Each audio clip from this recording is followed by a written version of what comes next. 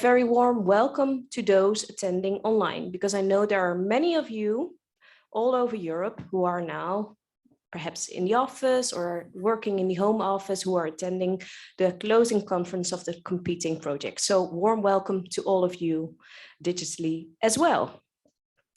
So if we want to have testing some sound, I know that there are people from the Netherlands. Maybe you can raise your hands who are from the Netherlands.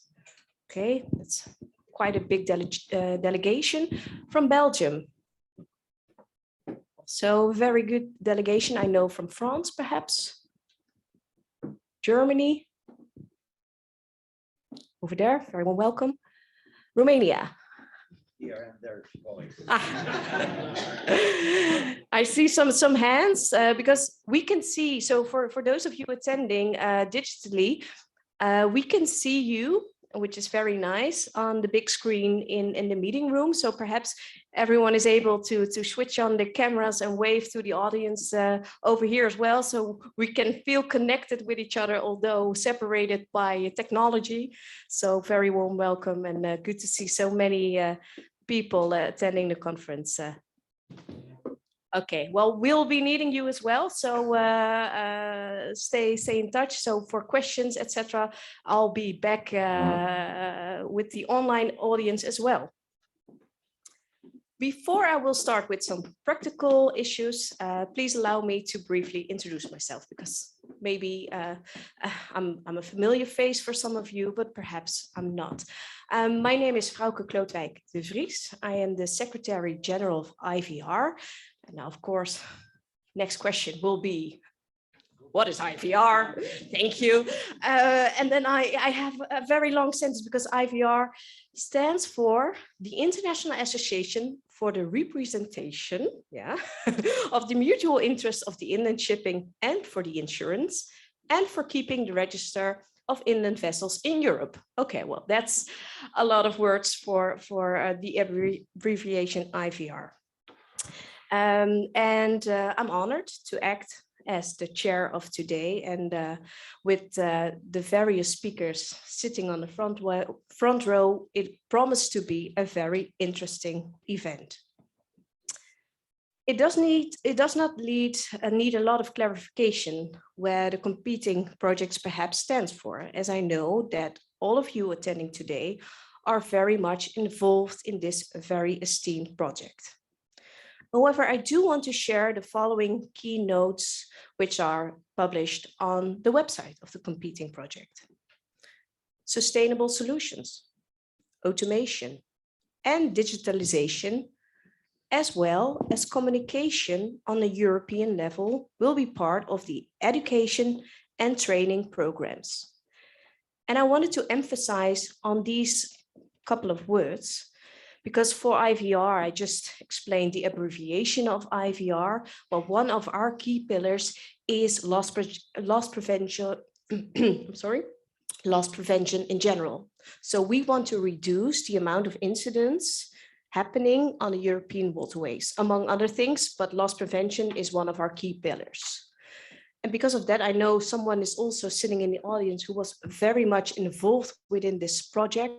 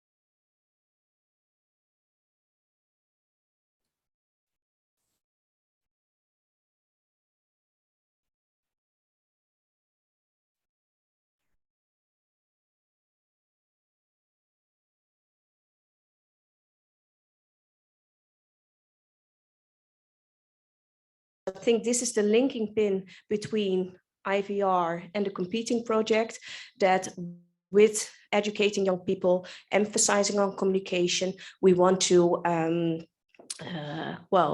get the level of study materials on a higher level. So this is very much appreciated from our side as well.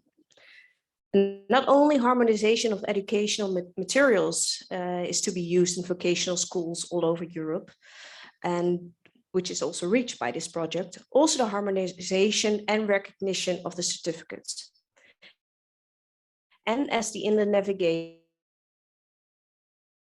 sector in general, digitalization, automation, greening, and the energy transition in general, we're losing connection, or this is still okay? Okay, hope that everyone is still on board joining online. Okay, great. Educating young people and making them enthusiastic about this beautiful sector is key in making sure that the future of inland navigation is also secured for the future. As mentioned on the competing website, the ultimate goal of competing is to increase labor mobility in the inland shipping sector. And with the current labor sector and situation all over Europe, I must say that the competing project started at exactly the right time. And now, with standing here at the end conference, I'm very happy that we have so many. But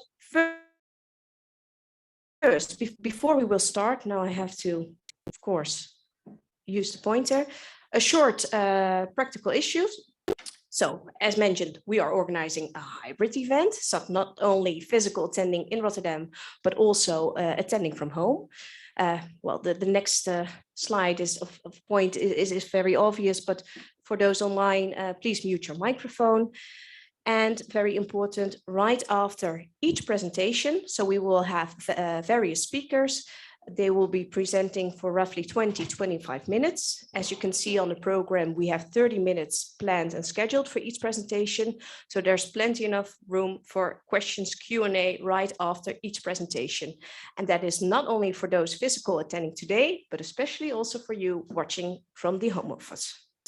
So we will be keeping a close eye on any raising hands or yellow flags, and looking forward to your questions as well. As just mentioned, I know with such a well-esteemed audience today, very much involved in the competing project, probably not a lot needs to be introduced, but we have a very nice movie to start with, and then I will briefly go over the program with all of you. So I'm gonna click, and then fingers crossed that it will work. So a very nice introduction movie about the competing project. And then...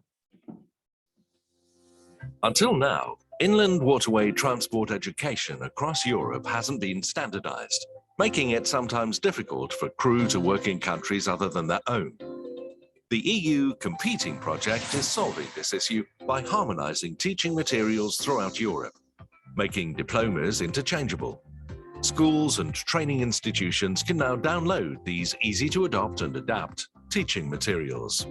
The teaching materials were developed for the competencies: navigation, cargo handling and passenger transport, maintenance and repair, operation of the vessel, marine engineering and electrical, electronic and control engineering, communication, and health and safety, passenger rights, and environmental protection. These materials contain interactive and attractive elements like quizzes, video footage, and visuals. Next to lesson materials, a European Training Record Book, ETRB, was developed. This record book provides a manual for traineeships and a means for recording the competencies and skills learned by new crew members. The ETRB is inviting and easy to use for the students as well as their supervisors. Using the new materials helps you in preparing your lessons, and at the same time, you're helping the inland navigation sector to be safer, more flexible, and more attractive. Another benefit from this project is that of January 2022, sailors, skippers, and captains can study wherever they want in Europe. The same standards for all crew will eventually also improve safety on European inland waterways. All these improvements hopefully also result in motivating young people to choose a career in inland shipping. Well, my experience so far with the developed lesson materials, which are harmonized, are that all institutes in Europe now get the availability for all the lesson materials. And so far some countries had it, but a lot of countries didn't have these materials, and this provides for everyone modern, up-to-date materials. I guess this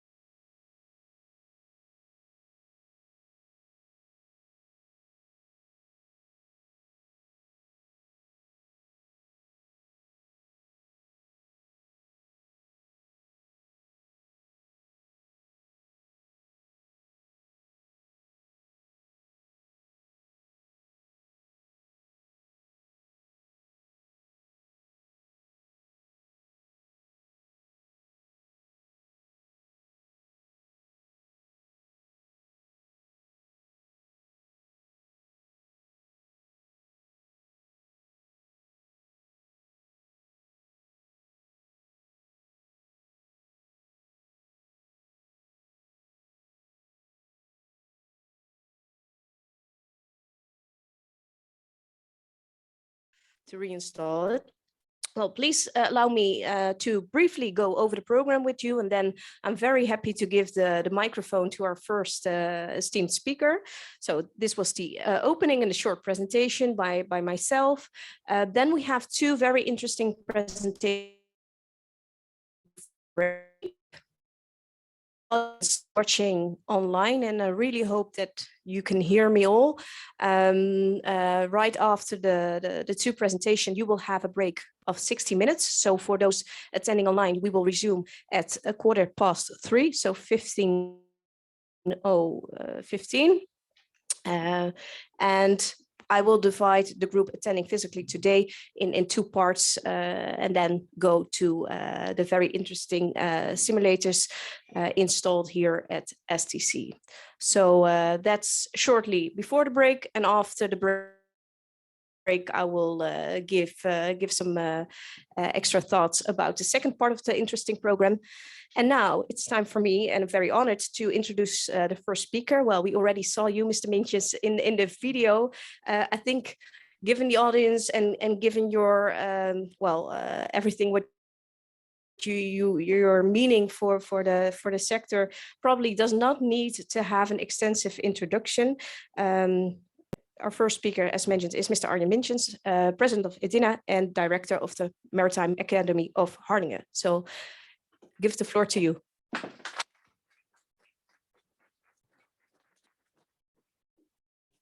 Hey, everybody.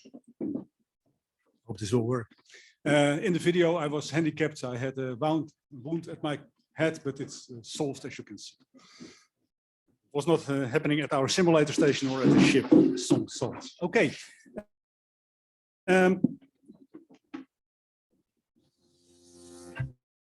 Until now, inland waterway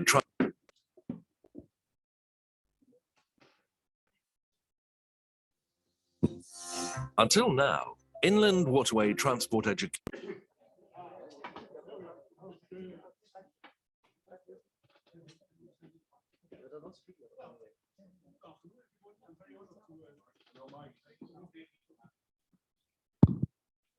Now it's on. Thank you. Okay, I'm very honored to be here at the STC Group. And maybe you do not recognize the environment, but very many years ago, I stood here in the same place, establishing an association called EDINA, exactly here. So that's nice that we are here in the Mullerzaal. Yeah, why did we create EDINA? And how is this related to the building up of, let's say, the competing project? Well, it all started in 2008.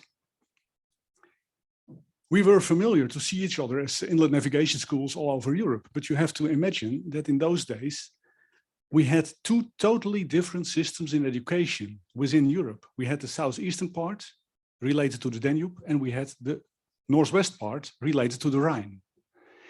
And since there was many years no connection between those two river basins, there was not any sign of harmonized education. So it was totally different developed. And our goal at that time was to establish an association to speak with each other, not about the nice rivers or the nice ships we saw in Constanza or in Duisburg, but to speak about the content of education and the goal of education and the way we could educate young people to enter a branch which is very international. It's far more international than you might think. Maybe you don't realize, but in 1999, so that seems ages ago, I went with one of the board members of the STC Group, Frans Schoenmakers, to Duisburg. And we were there because we were part of a Leonardo da Vinci project. And what was the goal of this project? It was to sample learning materials and to place them on the internet. And we did so. So in 1999, we sampled what we had. It was not that much. We placed it on the internet, but it disappeared in 1 year because no one took the responsibility for those lesson materials.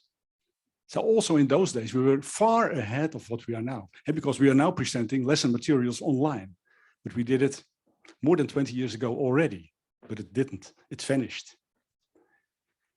Well, the goal of our association, as I showed you in 2008, we invited a lot of schools we knew of to go to Strasbourg and to have a talk there about a memorandum of understanding, realizing that we had these different kinds of education in Europe.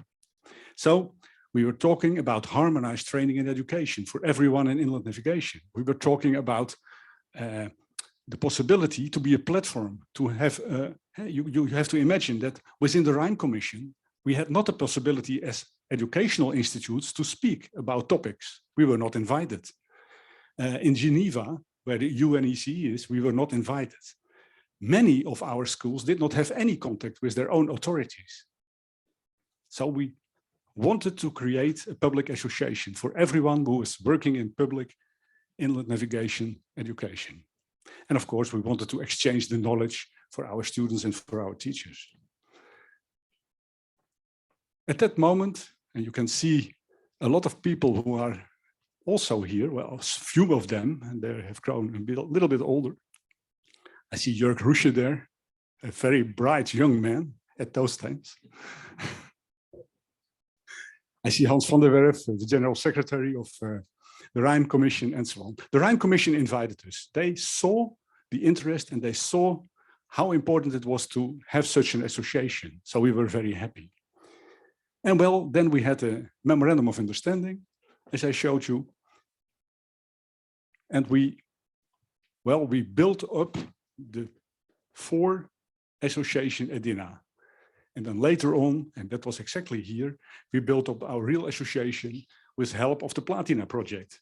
And we were there, in those days, we were in the Platina 1 project. We got some funding as EDINA.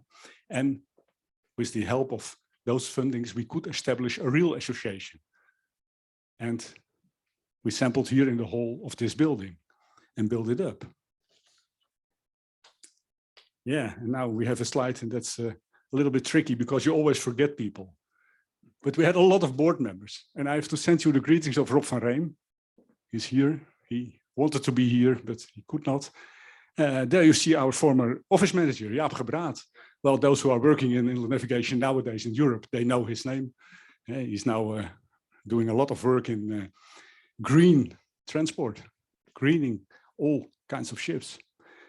Well, you will not remember him, but this is Ovidio. He will be in my place in a few minutes. Gabi Benga, Klaus Paulus, and so on. And there you see other names. Mr. Portman. Mr. Portman was the director of the school in Duisburg. Mrs.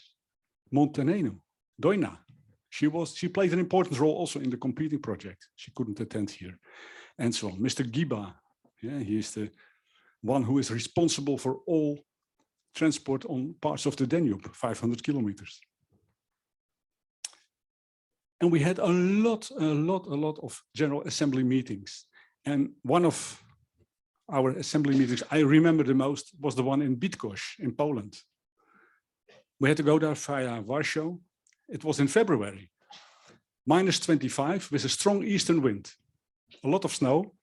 And we visited the school in Naklo Natatechia. And there we were with our board. And as it is today, you see in the minutes of meeting, Mr. Mintjes opens the meeting. Doina informs whether there are any other candidates for the elections of the board. And there was no one available. What's new?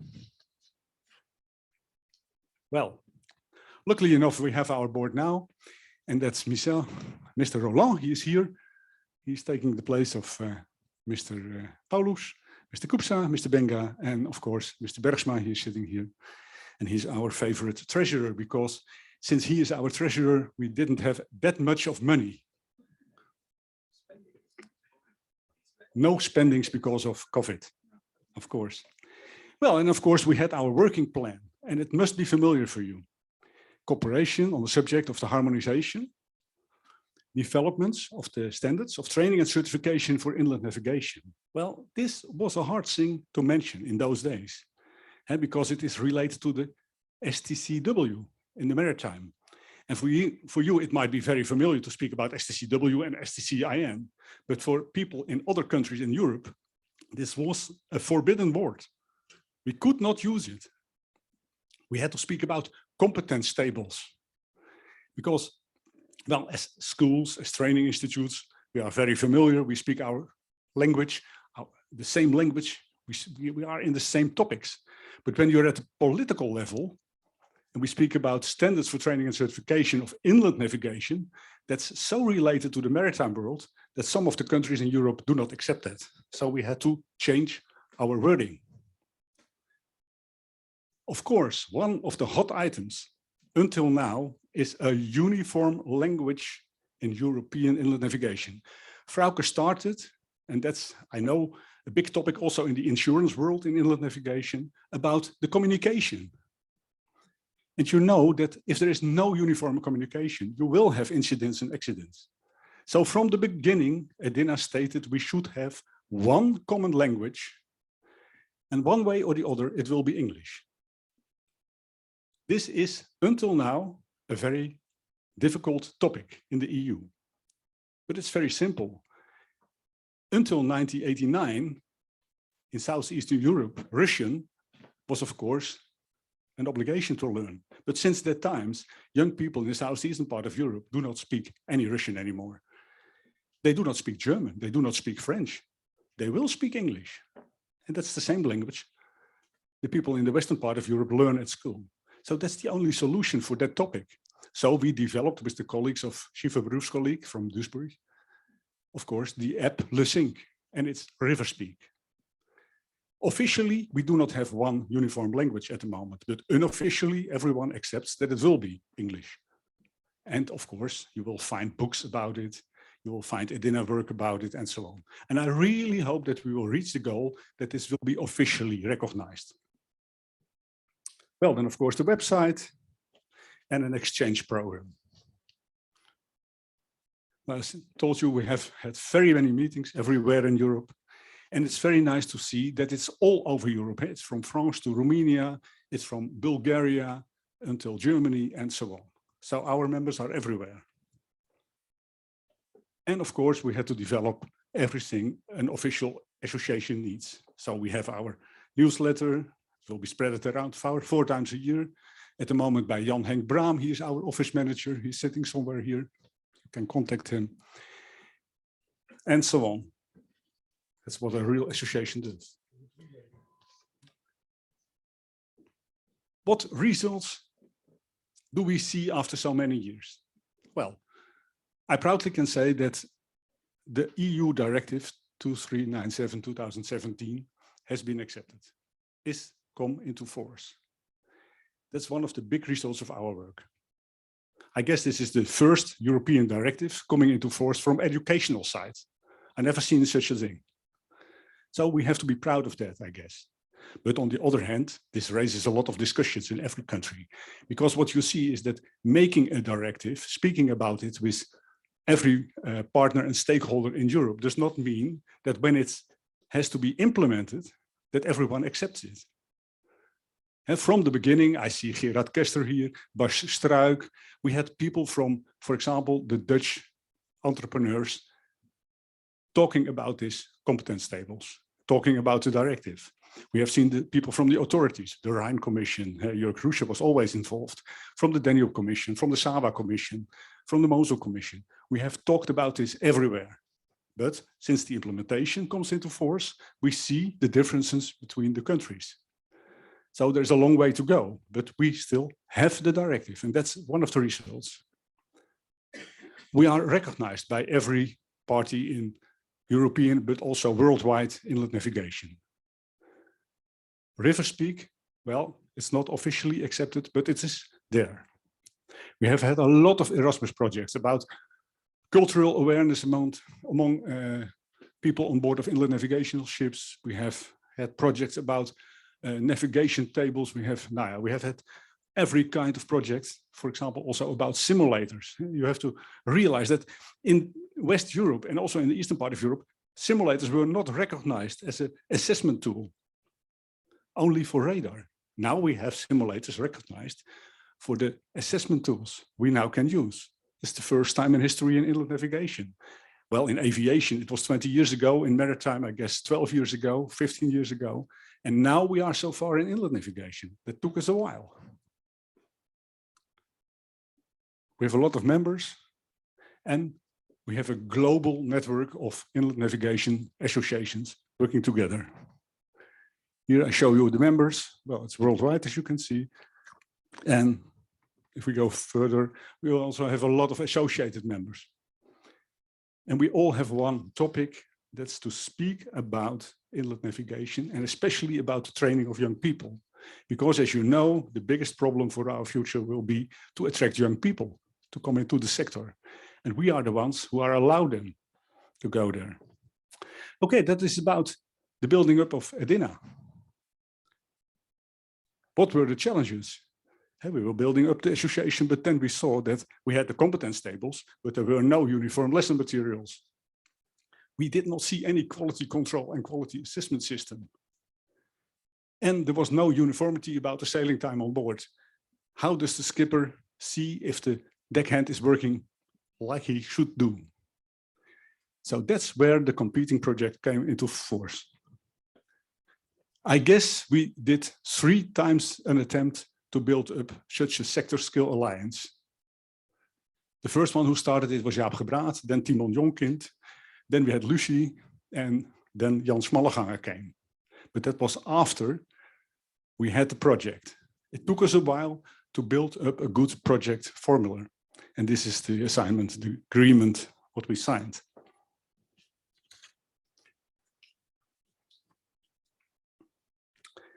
And then COVID started. We just started competing. We had our first meetings internationally, and then we came into the COVID times. And believe me, it was a hell of a job for those people who were responsible for competing, especially for Jan and those who were working with him. It was disaster because we had to make these lesson materials. We had to develop a quality assessment and quality control system. We had to develop a European training record book. The colleagues from Constanza were working day and night to develop lesson materials, but we could not visit each other. One country was more strict than the other.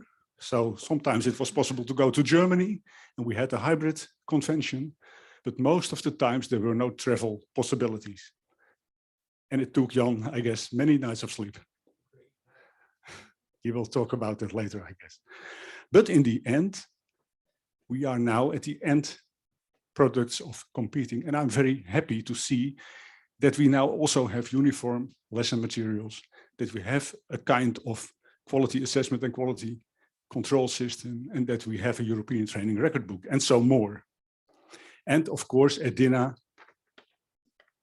has offered to place all the developed materials on its website. So it's available for everyone in inland navigation, especially for the training institutes. Well, are there any challenges left? You could say we have reached our goal, anti-association, stop it. Well, I see far more things. Riverspeak, it's not officially recognized, so we have to develop it. We have to go on with our struggle for a uniform language. Who is responsible for the quality control and the quality assessment all over Europe? How do we avoid diploma tourism? There's no answer yet. And pity enough, Christelle Rousseau has ended her job at the European Commission, and we will see new people coming into the branch. New politicians looking at our stuff. We have to convince them once more. It's a big task. And of course, automation and greening, that are the big issues for inland navigation at this moment. We drove from Harlingen to here in a fully electric car. We did not have to steer, and that's how road transport is developing. And how are we developing inland navigation, Wietse? I'm very curious. So we have made plans for competing 2.0. I will not go into detail, but I'm very happy that we are standing at the front door of a competing 2.0 project. I really hope that we will succeed in that. And as Edina, we will work together to find solutions for green competences. How do we deal with remote control ships? How do we deal with fully automated ships? What's the future for our youngsters at the schools? How do we educate adults who are living and working on board since they were 16 years old in the new times? What do we do with those people who only know a little bit about diesel engines and do not know anything about electrical engines and so on? That's our future. Well, I guess this is it. Let's have a look. Yeah. A little bit about the history, a little bit into the future. As Edina, we are very happy that we made this possible, but we have to go on. We have to find youngsters. We have to find new solutions. And I want to thank you for your attention. Thank you.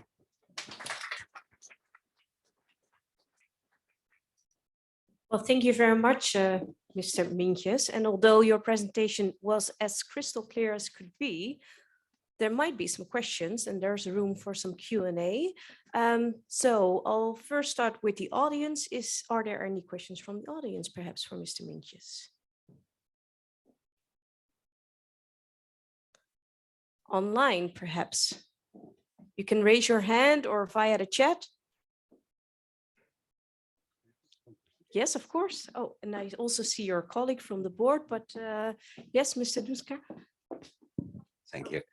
It's not just a technical question. It's about you, Arjen. It's about you. You are the core and the real MC on this process since 15 years.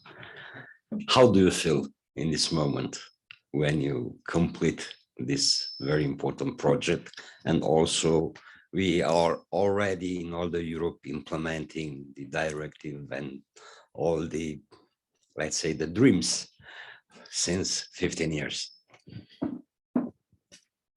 Okay.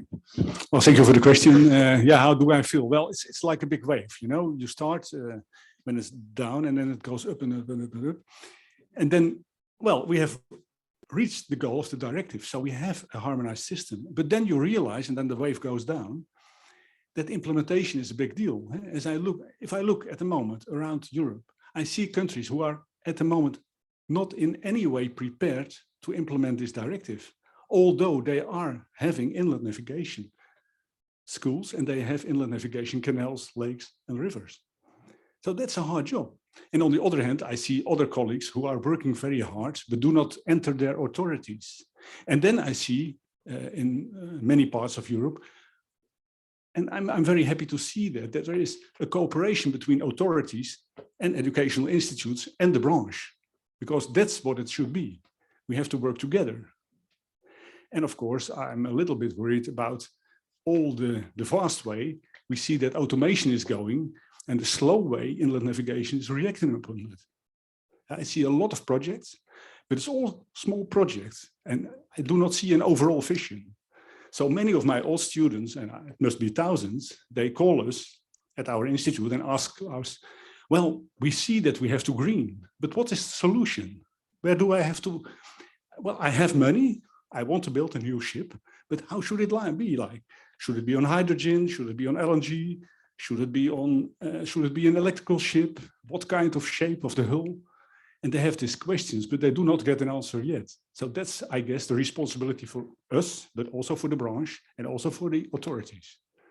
So I feel proud because we have the directive, but on the other hand, I feel a little bit worried about two things. One is the future of inland navigation, because we have to adapt. Otherwise, we will be overtaken by mobile and by road transport and by trains. That's one. And the other hand is, where do we find the young people to train our youngsters? How do we make them enthusiastic to replace me, to replace you, because we are growing older, and to have a board of Edina, which is future-proof. So that's it. And I have one question to Jörg Rusche. Jörg, you were attending all these meetings from the beginning. And still you are in the CESNI process. I did not speak about CESNI because it would have lasted an hour more. How do you look upon what we did and what we have to do? Mr. Rusche. Well, thank you for the question, Ian. It comes a bit unexpected. Indeed, I had the pleasure to be involved in the project from the start of the Platina, the platform for the implementation of the NAIADES program. We didn't give numbers to Platina at that time because it was just the starting NAIADES action program, and also NAIADES didn't have numbers at the time. You were calling me a young and bright person at that time. I can confirm that at least I'm no longer young. I don't know if I ever have been bright. We went through a lot of developments, and you correctly monitored them indeed. There were, of course, reasons why we did not have STCIN as a true copy of STCW. We didn't want to have columns 3 and 4. We just wanted to have one column with the competence, and then we wanted to have a column with the associated knowledge and skills. And we made a distinction between the two. Knowledges to be addressed in a theoretical exam, and abilities to be addressed in the practical examination. And that helped us to establish standards for the two, starting with the practical examination in the CESNI standards, indeed. And the same went for the simulators. You mentioned that we didn't have at the time standards for simulators. Now we have them also in CESNI. And CESNI is of course prepared to continue to update the standards. You have mentioned the digital and the green competence. Now this is what Platina 3 is looking at. Now we do number Platina projects, just as we number the NAIADES action programs. And indeed, we are already working on this, but it will take time, and it will take the same proceedings again, I think. We will have to start working with the competence based on pilot projects mostly, and taking over good practice and trying to standardize it and discuss it at European level with the relevant stakeholders, and then coming to conclusions for the CESNI standards that we could adapt on them. And we are doing so for the different fuels or energy carriers, as well as in terms of automation now, especially for the personnel in the remote control centers. and the personnel that is still active on board the vessels. So these are the current lines, and indeed I can only congratulate you on the good cooperation we had in these terms, also from the CCNR perspective. As we provide the secretariat services to CESNI, we are always pleased to have a quality input, which comes from a lot of the member states, and we hope that also the expertise we have from social partners, from training institutes, can also improve and complete and take forward the discussions we have between member states who are responsible also for the quality insurance. It's hard to put a new framework in place, but we feel that we are on a good way, and we feel that we have broadened our fields of cooperation, especially also on administrative procedures, and I think this is what we will have to do, and this is also what we are looking forward to. This is just a first reaction on how I felt with the recent developments. Thank you. Thank you, Jörg.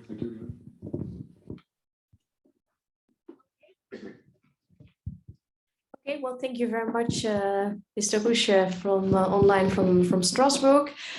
Any other questions from the audience? No, then I'm very happy to thank Mr. Mintjes again. So a warm applause for you. Thank you.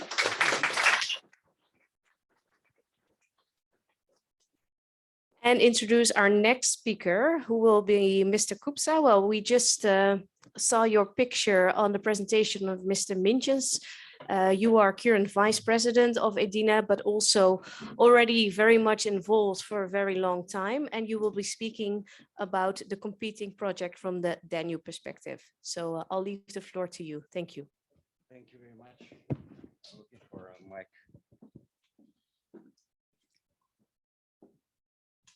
So hello, everybody.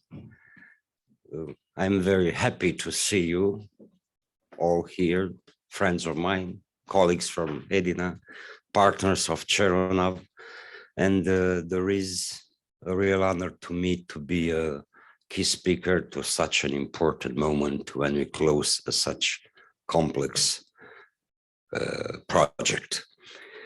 Also, my colleague Christine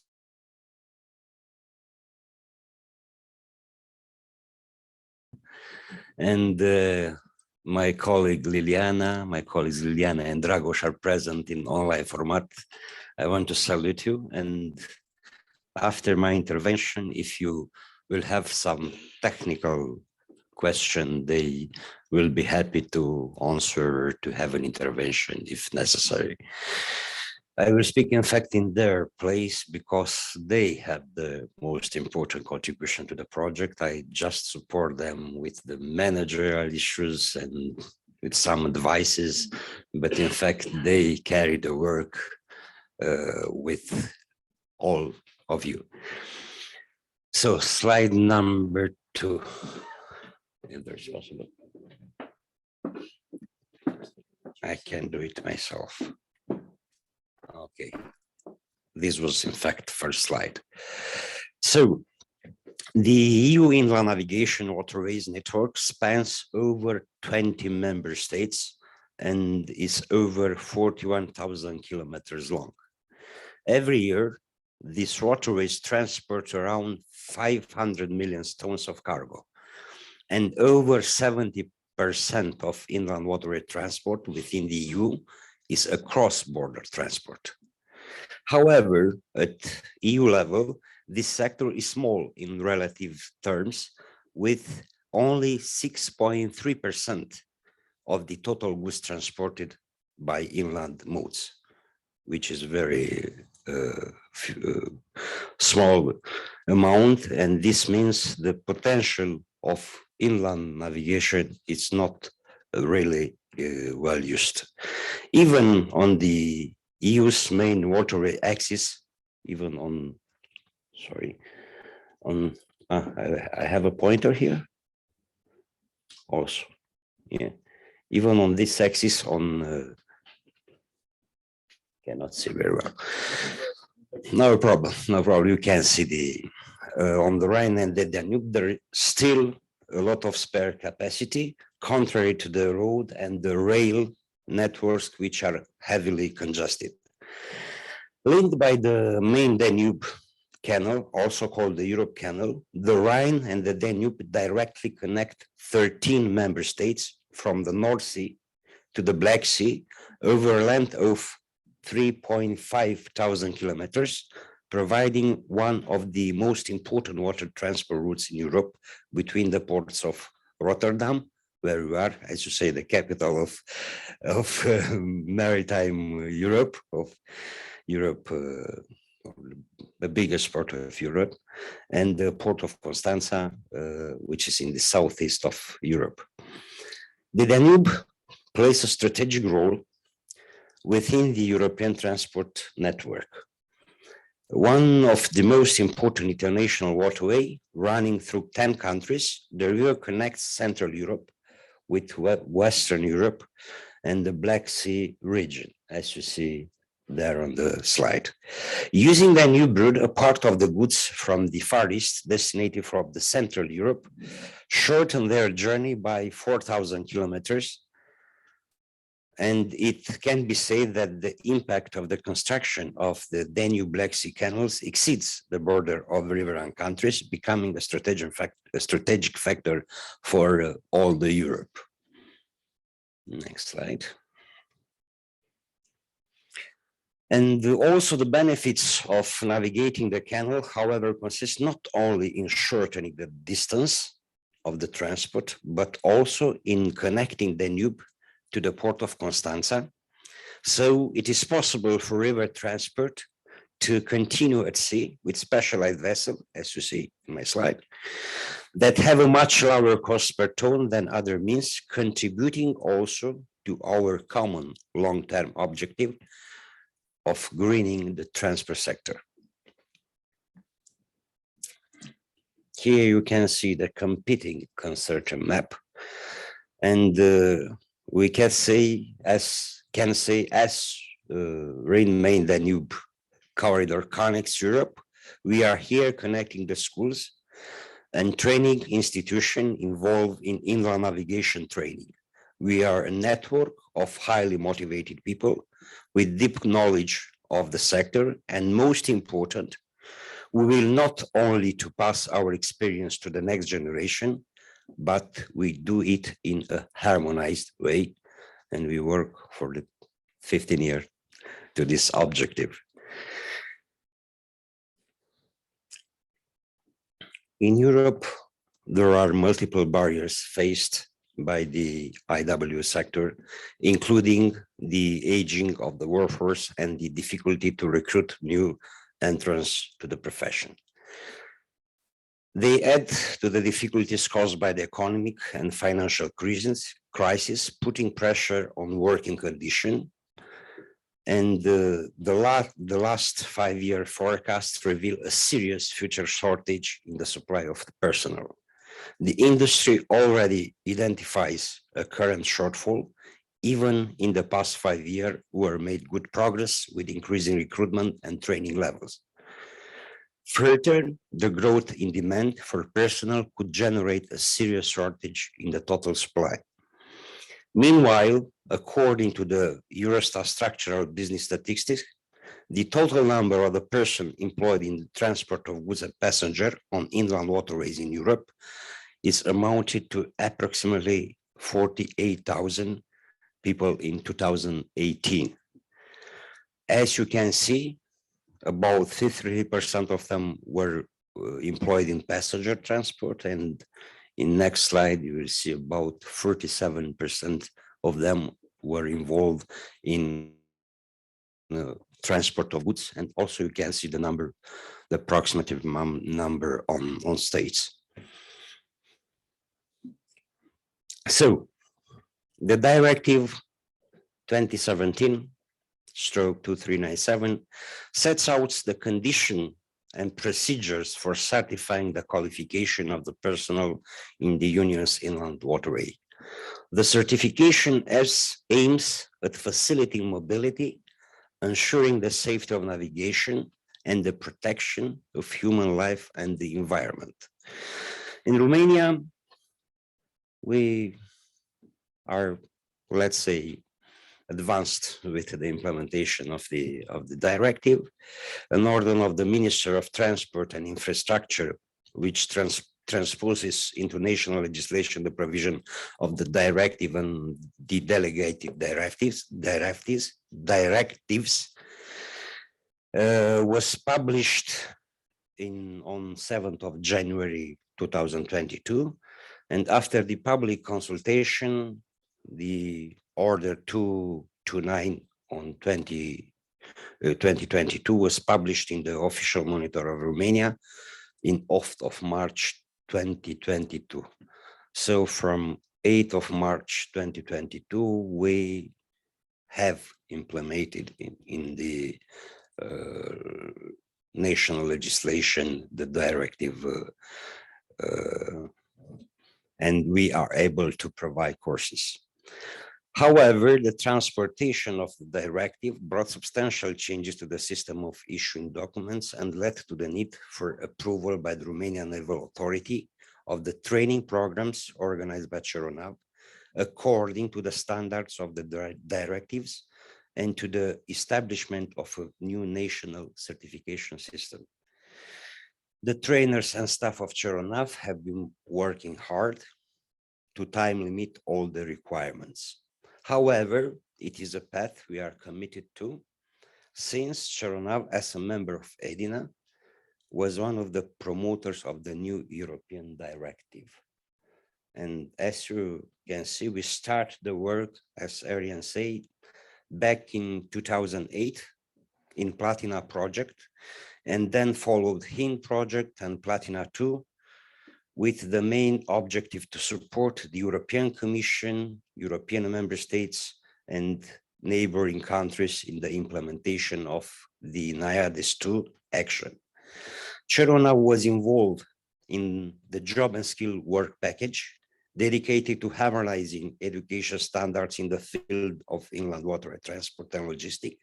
Then we continued with Danube Skill as lead partners and developed a strategy for transposing and implementing the directive in the countries of the Danube region. Having the full support of the Ministry of Transport and Infrastructure, we consider CERONAV is recognized for the expertise, firm commitment to competence, and remarkable dedication of our professional. Our institution has developed its logistic, and as you know, many of you, since 2018, we already built to Galați a dedicated center for inland navigation training, and many of you already visit that center. Within the competing project, in January this year, in the framework of Work Package 4 on Quality Assurance and Control, CERONAV conducted the pilot course for testing the competency audit method. The tests were carried on the LNG simulator, and the participants enrolling in this training program will have their knowledge assessed in line with the competency requirement by the directive, and some of you, including Ariane, were there in February. As WP3 leader, CERONAV prepared course manuals for inland waterway transport education and training, focused on the development of framework curricula for the educational programs addressed to crew members at operational level and management level. The lesson materials are in accordance with SQE standards of competencies for inland navigation. All this new documentation will be, in fact, the model courses for educational program for boatman, operational level, and boatmaster management level, of course, required by the directive. Also, apart from the development of the course manual, Cheronav has elaborated the first draft of the European Training Record Book, ETRB, in order to be able to assess the competencies acquired by a student or a trainee during the mandatory apprenticeship periods on board of a vessel, as well as during a simulated training in accordance with the directive and the STC standards. INES platform was developed to distribute all lesson material developed for an EU-wide harmonized education in shipping sector on operational and management level. Cheronav also executed online training session for trainers to learn training techniques based on course manual and e-learning training modules, prepare teaching aids for the development of training modules in e-learning system, and collect the most relevant results from European projects that have been completed or are in progress regarding teaching materials for the professional training. And finally, to wrap up, I would like to thank you all, and especially to mention my colleagues, Doina, which is not present, Christina, Liliana, and Dragos for the dedication and the job really well done. I want to express my gratitude for all of you, my colleagues of Edina, especially for Arjen. And finally, I find how he feels after this moment we have in Romania, saying you smile with an eye and cry with other eye. And that's the feeling of Arjen.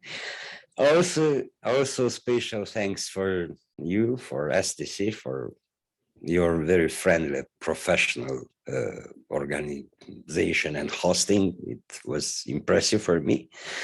And I want to mention in final, we have common interests and needs, know each other well, have been working together, and we should continue to learn from each other. Now, especially with the multi-annual financial framework for 2021-2027 being already adopted, it is time for us to mobilize, unite efforts, and apply for new EU funds to support our institution in achieving the short and long-term plans. We are happy to be in partnership with you, and we hope we'll remain long-term partners following the same aim, increasing the IWT sector in Europe. So if you have some question or comments, my colleagues Christina, Liliana, and Dragos are happy to have intervention, and I want to thank you very much for your patience and for your attention. Thank you very much.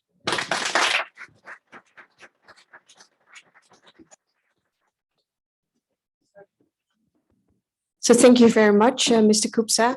As you just mentioned, your colleagues attending online are here and willing to answer any questions. Well, let's start with the audience again.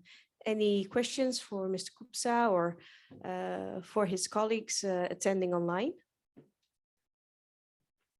Again, a very clear presentation, crystal clear. Yes, Jan. Thank you. Short comment from my side. Well, Mr. Kupsa, I'm very pleased that you are here, that you traveled to Rotterdam to give your side of the medal, so to speak, the Danube perspective. From the start, I found it very important to also stress the Danube perspective in this project. I'm also very glad that Mrs. Christina Cook was able to join the advisory board. From a certain moment that was really worthwhile.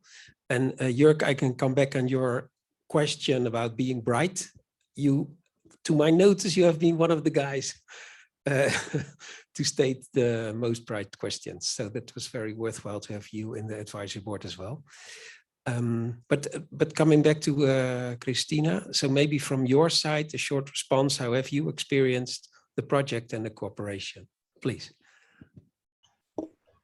Yes, thank you. Hello, everybody. It's very nice seeing you today. I was quite impressed. I was not from the beginning involved in the project, but I was quite impressed of the presentation that I saw earlier. And I want, first of all, to congratulate everybody because I think you did a great job. And I think the results are showing a lot of work behind, tremendous work, which I know is not easy to be done, and to develop such interesting materials and documents for future preparation and qualification in the professional field for EUT. I really appreciate everything that have been done in the project. I read the documents which were prepared even before I was involved in the project, and also I would like to express my appreciation for the very focused and very efficient cooperation among the partners. And I know we are a lot of persons involved, and it's not always easy to to handle such different persons, different positions in different institutions. But I think you managed to bring at the table partners from various activities and with various tasks, daily tasks to be managed. So to all my colleagues as well, I want to thank you. I want to congratulate all of you, and of course, cross finger for completing too, and wish you success with the approvals, and keep us informed. And of course, if you ever need support from our side, from also priority area 1A, in the waterways, we are here to support all the activities that will be carried on. So thank you so much for involving me in the project. And thank you again to all of you for the entire work and for the great results. Well, I think we can give a warm applause for that too, for all the hard work. I think that stresses out the importance of this project. Working together across borders as the IWT sector is also in 75% taking place across borders. This project is showing that this also is the case for working together on this very important topic with professional qualifications. So thank you again for also attending online and for your input. I'm saying goodbye for now for only the next hour and 10 minutes. So we will resume online in 3:15. So thank you again for attending. I do not know if there are any questions in the chat. I have a look. There's a question over here as well. So Arjen, please have the floor. Yeah, about the actual situation in Constanța.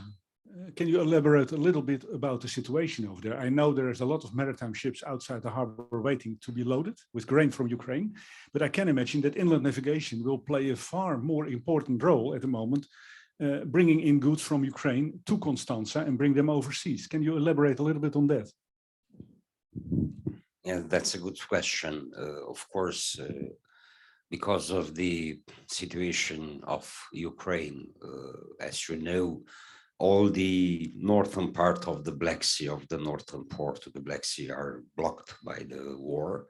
So many part of the cargo, especially grains from Ukraine, trespass through the Constanța port, and the way, the natural ways on the barges, on the Danube, and after that they come on the Black Sea Channel, Black Sea Danube Channel in the port of Constanța, and of course in all the world after that. In this moment, the most delicate situation, maybe Christina can confirm us because she's to the Minister of the Transport and Infrastructure, but the most critical situation is to the entrance on the Danube, because there are about, last days were about 80, 90 convoys with barges blocked to the Sulina bar, to the Sulina entrance in the Danube, because the most big problem, the most important problem, you have no enough pilots on Danube to lead this convoy.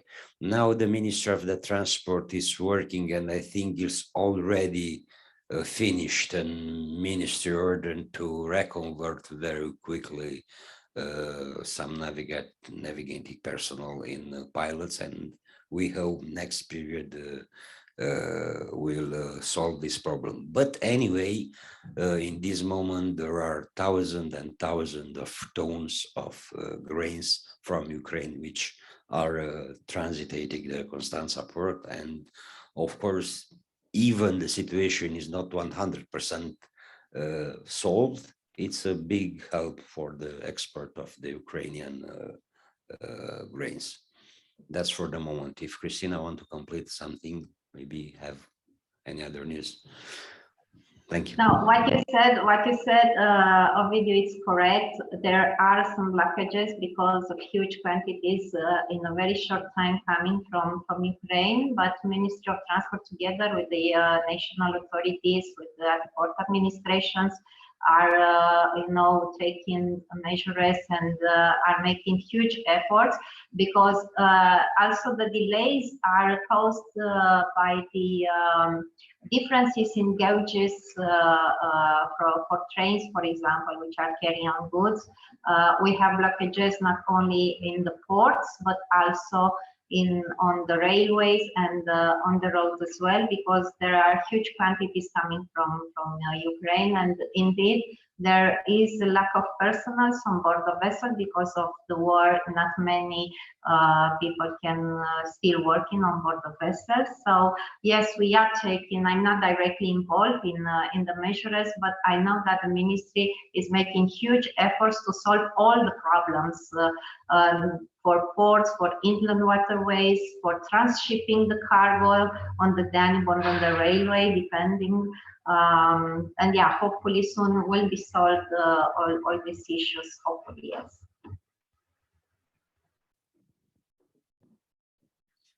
Well, thank you very much for your extensive answer. Any other questions from the audience or from the chat? I see. No? Okay, so these all been answered. Well, thank you again for those attending online. We will be resuming 3:15. So unfortunately, we cannot offer you a cup of coffee from this side. Maybe next time, but looking, very good. I see that you're already well equipped. Great, great. And of course, hopefully we see each other back in an hour or so. So thank you. And for those attending physically the event in Rotterdam, we have something very interesting in store for you. We will have a guided tour by Mr. Bergsma, who will be, I'll be dividing the group. This is quite easy. So we have part 1 and part 2. So you are 2 and you are on my left side, you're group 1. So I will suggest that group 1 will now join Mr. Bergsma for a tour.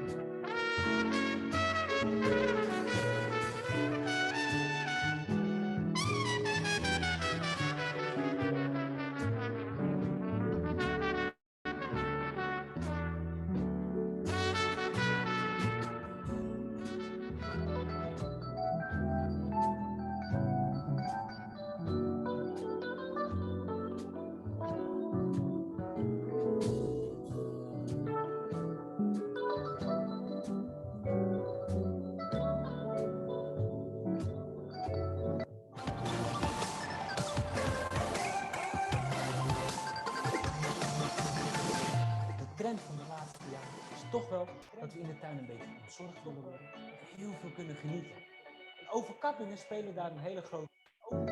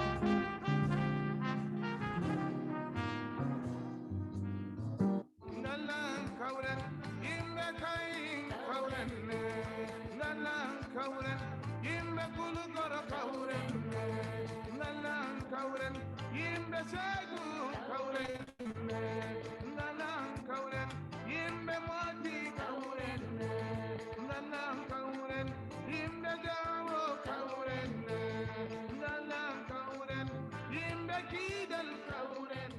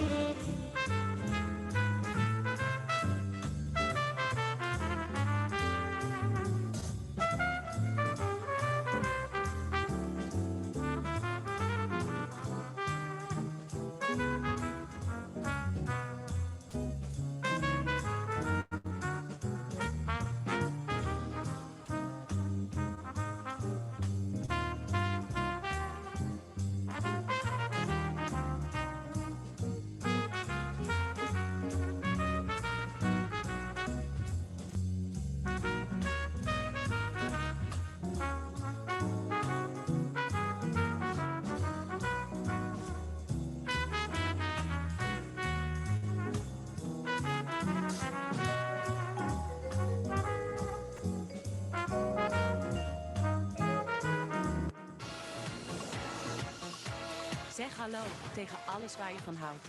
HBO Max.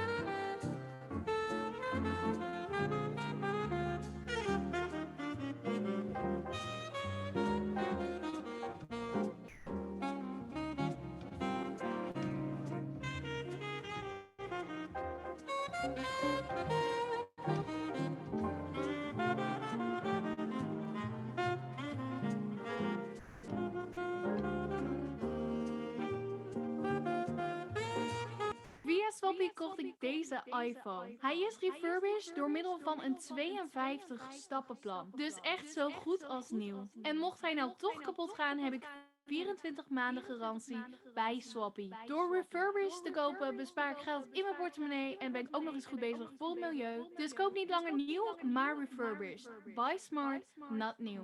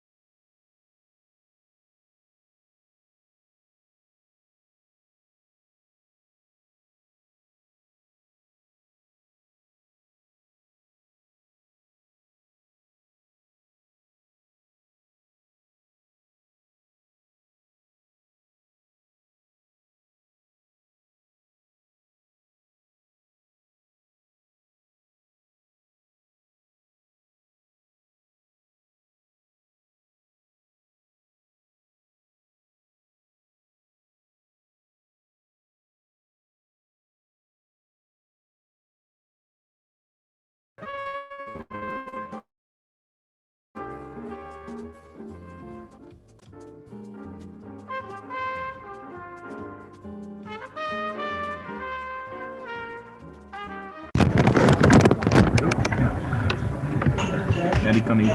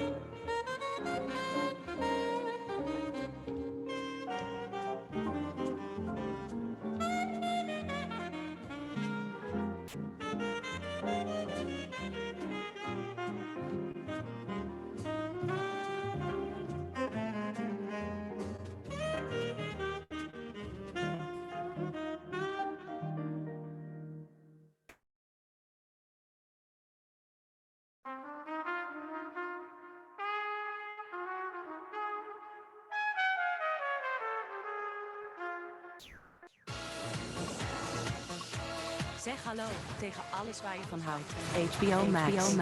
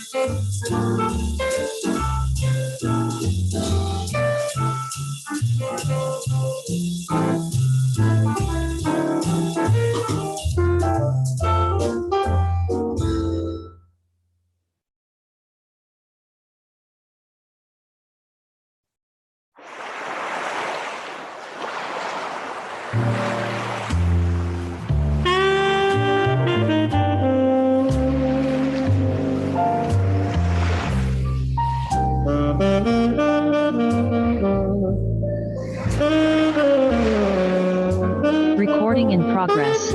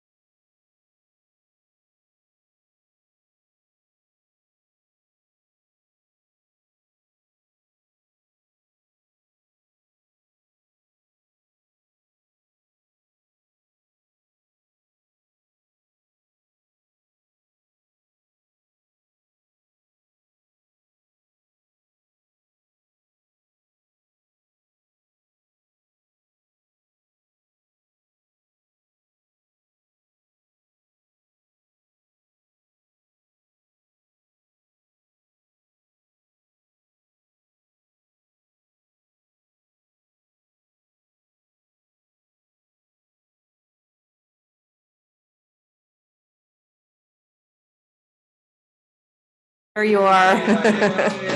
Great to see you online as well.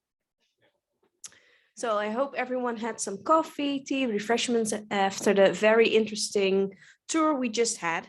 And I think that's also a bridge to the next presentation, because those of you who were actually using the simulator and were passing the STC could see a beautiful brand new blue vessel, the Ab Initio. But if you have a look outside, unfortunately, no blue vessel yet to see. But I know that Esther will talk a little bit more about this beautiful new project, which is actually, well, starting to finalize any day. Well, not any day, but you will tell a little bit more about it. I will explain a bit about our project Ab Initio. Yes, well, in 2017, the first plan started to build a new training vessel. And today you all received a cardboard building model on your seats, and you can use it to actually build your own training vessel. Well, perhaps the coming week already. I think it takes about 10 to 12 hours to build it. So you have to reserve some time for this. But the end result, of course, will be beautiful. So I wish you all good luck with that. Yes, our new training vessel Ab Initio. Well, perhaps you just saw our older training vessel from the 1960s already. It just was parked here at our building. We are replacing this vessel because it's not up to standards anymore. It doesn't comply to the current regulations anymore. So we need a new ship. Also, for example, the beds in the training vessel are too small for the current students, which are about, well, 2 meters already. So we need a different type of vessel. And we're going to show you a short video about the journey that we've made the past years, because we started designing and developing this ship 3 years ago with our colleagues and the students and students from the VMBO, the secondary students, and we started working on which requirements does our new ship need. And we started to draw and develop this new ship, and eventually we had a plan, and then we needed the financing for it. And I'm so very proud of the maritime sector in the Netherlands, because we actually all started cooperating, the suppliers, subsidy providers, all worked hard together to make it possible to supply a new training vessel for our students. And in this way, next to the simulators that we also have brand new, we're really upgrading our inland navigation education. So yeah, we're very proud. And the video that we're showing, really takes you with us, the journey that we took the past 3 years. At the moment, we're building our ship in Werkendam at Concordia Damen, which is the shipyard. And we're planning to baptize the ship at the 2nd of September already. So that is a big event to look forward to. So yeah, we're working hard on that, and we cannot wait to start instructing our students on board this ship. If you have questions, you're of course welcome to ask them after my presentation, or when we have drinks afterwards. So feel free to do so, and perhaps the technicians can start in the video. In 2018, we started developing a new training vessel. Students and staff from STC worked together on its design. In a name contest, the winning name for the ship was Ab Initio, which means from the beginning. After a European tender in 2019, the contract for building the ship was awarded to Concordia Damen. They created this sustainable and innovative design. In the summer of 2021, the hull was built in Serbia.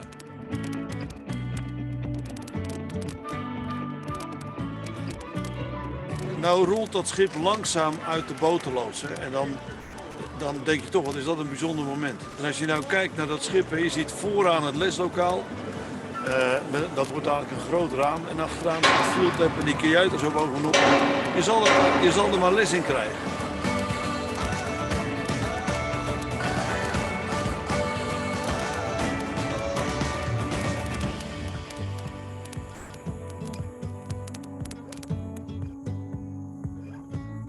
In the Dutch town of Werkendam, the outfitting is in full swing. There, they're installing the propulsion system, electrical systems, the equipment and the insulation. All piping, wiring and control panels are carefully installed in the modern interior. When it's finished, 30 students at a time will learn how to sail and work with the latest technology. They'll also be able to use an onboard field lab.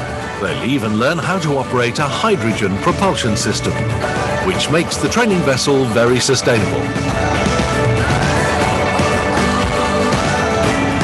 It's wonderful that our sponsors and partners in the maritime sector have joined forces on board our initio. It's a great showcase for what the Dutch manufacturing industry is capable of.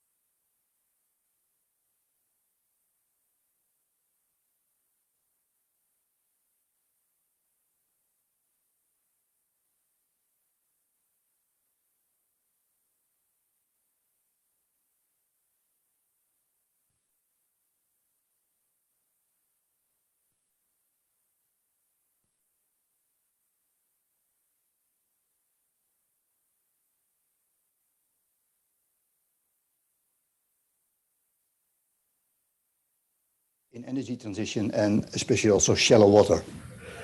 I think you have to keep the mic closer to you. Okay, this is better. Okay. At Marin, yeah, we more than 90 years we are busy in research on shipping, ports and waterways, and offshore installation and offshore operation. And here you see some examples. And the way we do that is we can help in the concept phase. We do model tests where needed. We have simulators. And in operation, we are able to monitor how our research ends and how it performs. And also if issues happen, to analyze issues in the real world. Every year we have about 250 projects. I think over the 10,000 ship models have passed our facilities now. We do contract research and joint industry research, and we get some subsidy, not some, 15% of our turnover for basic research. Our turnover is about 50 million a year. Now to inland shipping. When you look at inland shipping, there are a lot of developments that can, you can speak hours over on that. In my presentation, I will stipulate some examples about energy transition, about climate adaptation, and of course there is smart shipping. There will be shifts in transport flows that you have to choose. Starting with a ship design, it was already mentioned for the Ab Initio. You have to look, what's the mission and what's the operational profile? Do you want a ship that sails from Rotterdam to the Danube area, or a ship only in the ERA area, or for example, from Rotterdam to the north of the Netherlands? That's very important for a design, because when you are able to specialize, you can do a better optimization. So flexibility in a design means less optimization. For energy transition, it deals with energy storage and energy conversion. We are used to the traditional diesel, but there are a lot of new solutions in development. For climate adaptation, there are very high levels of water on the river. And we have to cope with situations of very low water levels on the rivers. And there you have to balance, because coping with low water levels, you need a ship with a less weight. But energy transition means energy storage and energy conversion solutions that weigh more and take more volume than diesel engines. So that doesn't help. So I will talk about some examples to reduce the energy needed, because that always helps. What you don't have to carry with you, that's a benefit. We do research at Marin. We developed a new team starting 3 years ago, especially on this energy transition and marine power systems. And I will stipulate some example on topics you have to know when dealing with extreme shallow water situations. And just for an example, 135-meter container ship. You have them in several widths, but with a ship of about 40-meter width, 5 containers in width in the hold. Yeah, that takes about 500,000 liters diesel a year. 7 years ago, the fuel price was about 300 euro per 1,000 liter. Nowadays, 1,000 or more than 1,000 euro liter. So energy saving counts.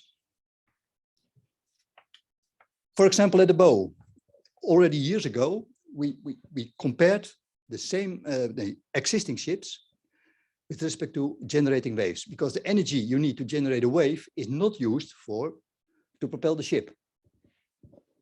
And you see ship B performs the best. The wave system is much smaller than the other ships. And then when you look to the hull, ship B is the black water line over here. So yeah, it has a bit different shape, but the differences are small. So building a ship with a good bow or a bad bow is not that much difference, but can save you 4 or 5% fuel. And also in energy transition, that means less power needed. So less energy to carry and a smaller installation for energy conversion. Well, when we look to the hull as a whole, for example, for this ship, you see a 90-meter inland ship, and we got an existing drawing, and then we start looking at the hull as a whole. We look to the bow, and I just explained that we look to the wave system there, and we need, in general, less volume in the aft ship to get a better flow to the propeller, to provide the propeller a better flow to have more efficiency over there. And in a lot of cases, it's able to move a volume from the aft ship to the foreship to improve this flow. And that was illustrated here. When you look to the alignment for the tunnel used to guide the water to the propeller, you see in the next picture that when you are sailing in deep water, Now I'll illustrate. You look now to the stern of the ship here, and when you're sailing in deep water, the most water flows from the bottom to the aft ship. When it becomes shallower, more and more water comes from a side. So the operating area then defines how to shape the tunnel. Because when the tunnel is not good aligned in the flow, it will cost you extra resistance, so extra fuel.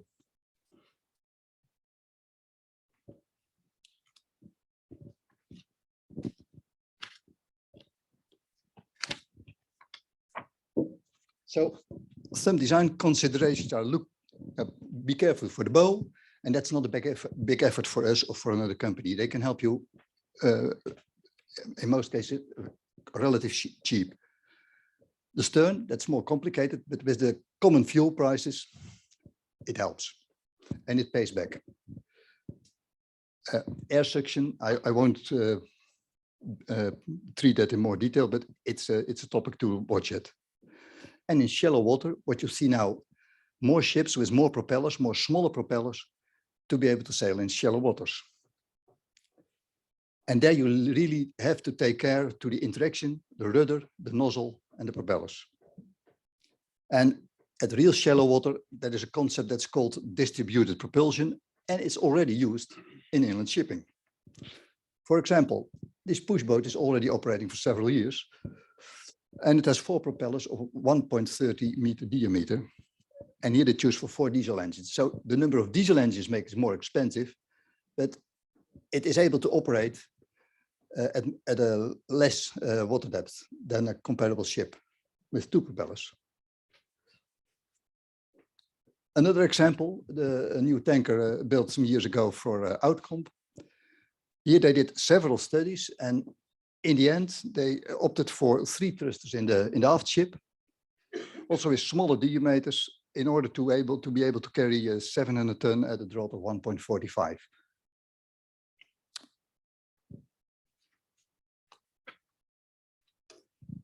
I mentioned distributed propulsion.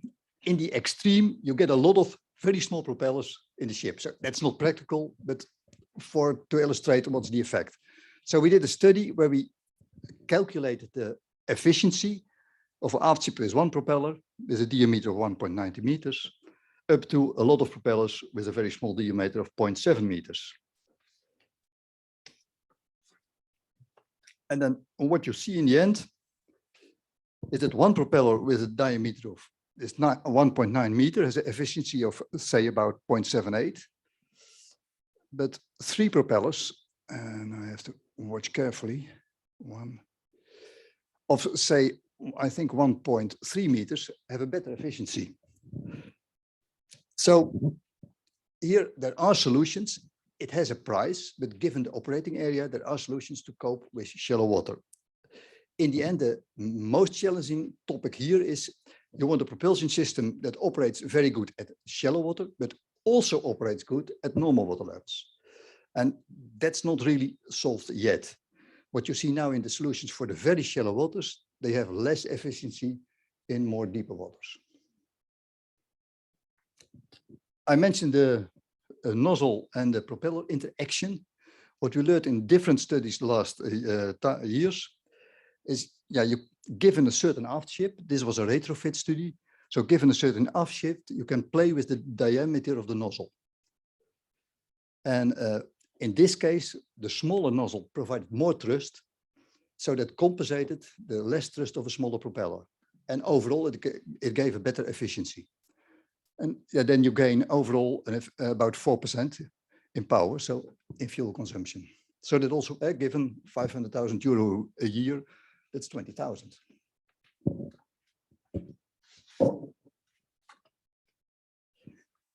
And also, years ago we studied different rudder configuration, and started with the conventional fishtail rudder. We put an extra small rudder in the middle, and we varied the shape of the rudder. And I didn't draw them all in this presentation, but the point is different rudder configurations have different impact on the thrust and the resistance of the aft ship as a whole. And in the end, that can save you a good solution or a bad solution. The difference is between 10 to 15%, and that counts. Later on, we did also a study for a pusher together with Veerhaven, Kooijman and de Waal. And there we also look to the maneuvering capabilities, because you don't want a more efficient, more fuel efficient rudder to be less maneuverable. And especially for pushboat, that you have to take that into account. And let's see how this works. Yeah, a small video about our new. In order to achieve global climate goals, the maritime sector plans to sail cleaner. Clear targets have been formulated by the European Union for this. But how do we achieve these targets with so many different ships sailing under such diverse conditions? To investigate this, Maren is testing engine rooms of the future in its zero emission lab at scale. For example, you can replace an engine that runs on diesel or fuel oil with an electric motor that runs on batteries or fuel cells. Or you can replace that diesel with methanol, hydrogen, or ammonia, or combinations of those fuels. The challenge always is finding the ideal balance between zero emission and efficiency. Because how will 0% emissions help if you can no longer transport cargo because of the huge amount of batteries you have on board? In short, we must first determine how a ship should be able to perform under various conditions. We look for the best combinations of power sources and fuels that cause the least pollution, but that are efficient and safe. This is what makes the research in the Zero Emission Lab so relevant now and important for the future. Because this is the only way the maritime sector can make educated investments in an emission-free future.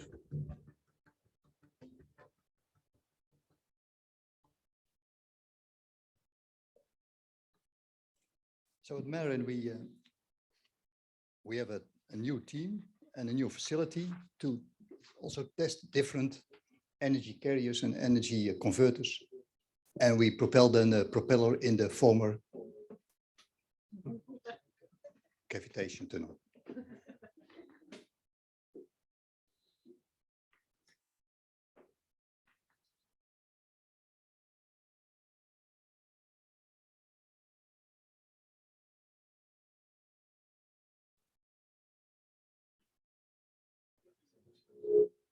Oh, it's from the video today, yeah. Yeah, thanks. When we apply this for an inland ship, for example, we did a study together with an operator for a retrofit solution.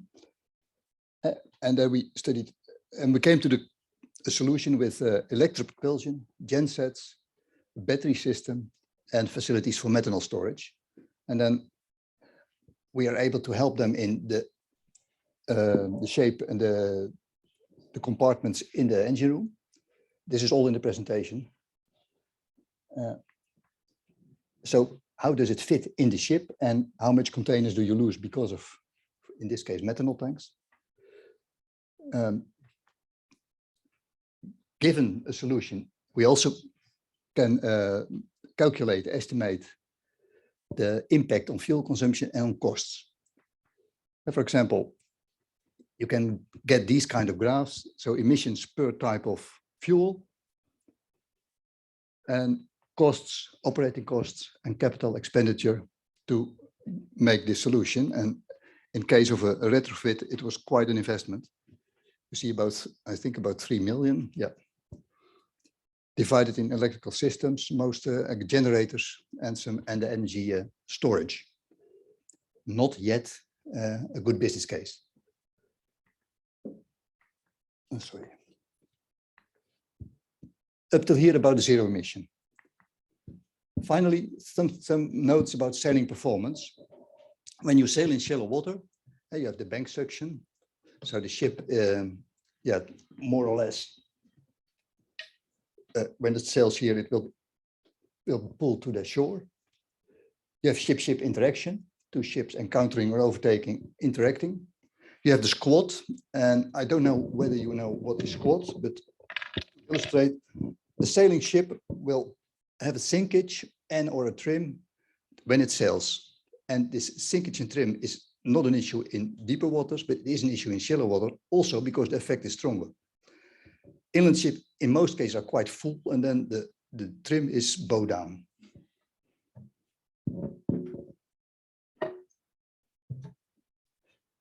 And this squat thing is of importance. And in most cases, people say, okay, when I have about 30, 40 centimeters in the end between the keel and the bottom, it's okay. But there are situations where a ship got bottom damage and leakage because when it had a keel clearance of about 70, 80 centimeters. It happened just on the River Waal. So we are now doing measurements, and this is an example of a measurement in the Amsterdam-Rhine Canal. I was aboard of an inland 110-meter ship.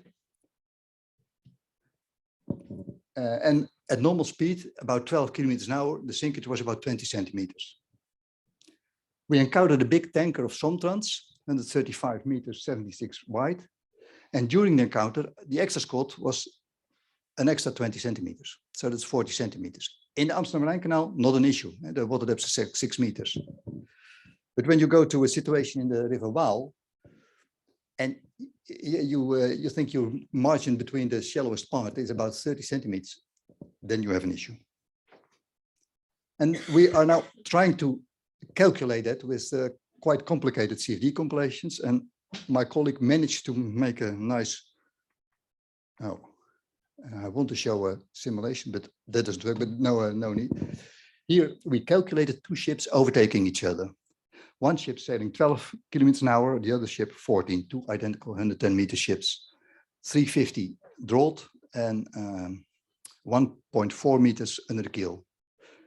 During the encountering, the extra sinkage was about 30 centimeters. So that really is a big effect.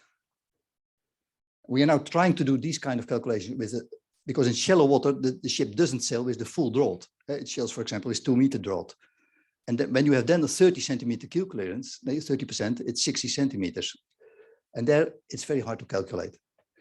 We tried to make a calculation like this. 9 days of calculating on 400 cores. So the ship was only halfway passing the other one, though we didn't finish yet. So here we have our numerical and mathematical challenges. And for example, we also do calculations inspired by the Harde Laag Nijmegen. A ship entering, I don't know whether this simulation, first simulation now, a ship entering this Harde Laag, or approaching this Harde Laag, and then the impact on the wave system and the squat. I missed the graph here because it was the last result before the guy went on holiday. What you see here, we have one ship in the middle of the river, and then we can compute only half the ship. So that's less, what we call cells. So the computation goes faster. This computation only costs 2 days on 400 cores. Maybe I can show it again. No. No. So to wrap up, when you look to ship design, details count, especially for given energy transition. And the details also depend on the operating area. When you want to be flexible, it has some cost. And are you able to more specify and specialize? You can make a solution more optimal. There are different systems to choose. And we have our models and our approach to help to compare different systems with respect to emissions, respect to operating cost, and respect to capital expenditures. In the end, shallow water, what you see is also a trend that they make the ships wider to cope with shallow water. A wider ship has more squat. So take that into account when you have really to cope with also shallow water situations. I think. Any questions?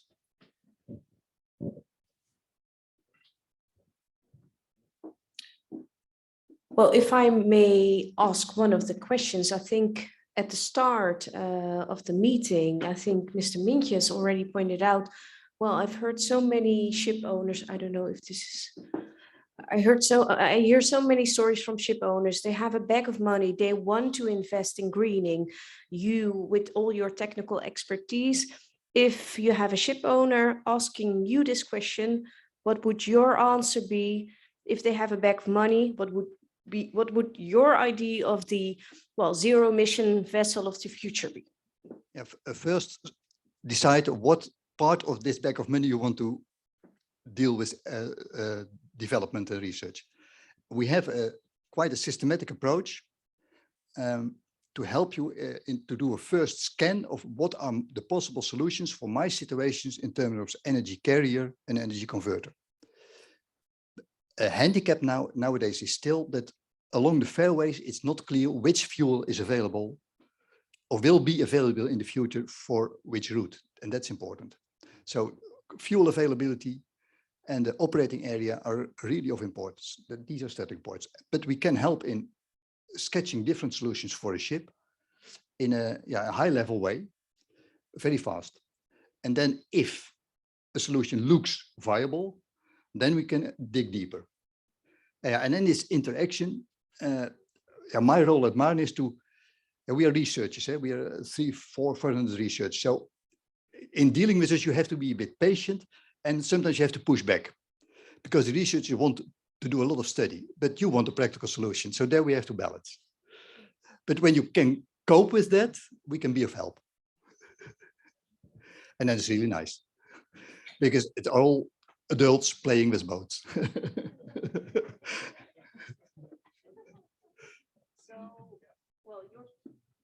There is not one solution. Yes, so I understand. I mean, if you have a ferry only covering short distance of 200 meters, electric powered batteries are a very good solution. If you're upstream the Rhine with 135. We did a study together with Veerhaven. That report is available. So when you send me a mail, I can send you a link.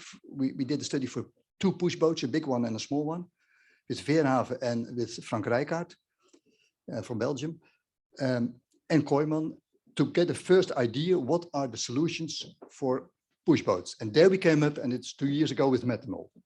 But when you have a container vessel operating in the ERA area and don't have to go upstream, then a battery pack in a container is a solution. So it really depends. Okay. But what always pays up is give the hull, the rudder, the propeller, the nozzle, give it some attention, because that pays off. The less you need, the less you pay. A question from the audience. One moment. Thank you. You showed the example of the outcome vessel, the tanker vessel with the 3 propellers, electric propelled as well. What are the results of those? They are sailing for more than a year now, 2 or 3 of those? I think Nicole spoke them the last, but what I know is that as such, the ship performs well. One of the things we already thought, I can go back. Outcome one was over here, sorry. Yeah. One of the things what might need some attention is what we call the steering stability. That the ship has no rudder here, that you could lengthen the scac to give it more, that you need less rudder movement at small draughts to keep course. But I think as such, the ship, what I heard from outcome, operates well. But we did not here design the aft ship. That was designed with, I think, Van Ozane and Frans Sas, and they applied the solution with the VET-L drives. And for this ship, we helped them with the bow. Yeah. Yes, another question. Thank you very much. It was very impressive for me to see our presentation. And of course, as you told, it's not just about the propeller, it's also about the hull and the hydrodynamic of the ship in the water. And more dangerous than shallow water are narrow shallow water, which it's a double provocation for the hull. It's just the question, do you use a Fluent simulator, or do you use to scale ships for simulate in real, let's say, more or less real time, the hydrodynamic of the ship, because it's very interesting to know how you estimate the Bernoulli law. Yeah, on not only on the squat effect, but also to ship shore effect. Yeah. Thank you. The difficult part of this kind of research is the full scale. The proof is the pudding is in the eating. So the full scale measurement is the difficult part. We do this kind of research together with Rijkswaterstaat, and we had a lot of discussion. They wanted us to perform a squat measurement at the Rhine near Nijmegen. But then what are you measuring? There is the slope of the water level, the flow of the current, a variating bottom. So after some discussion, we went back to the Amsterdam Rhine Canal. And then we know more or less what we are measuring. And when you see this picture, this is a complicated, what we call CFD calculation, computational fluid dynamics. What we do here, we have a ship. We define millions of points around the ship. And then in each point, every time step, the flow is calculated. So here the mesh, here are the difficult thing of two moving ships, that you need two meshes, and they deform, and you have to cope with the interaction between the two grids. And these are very complicated numerical calculations where you, each time step, you really specify the flow in each of these 12 million points.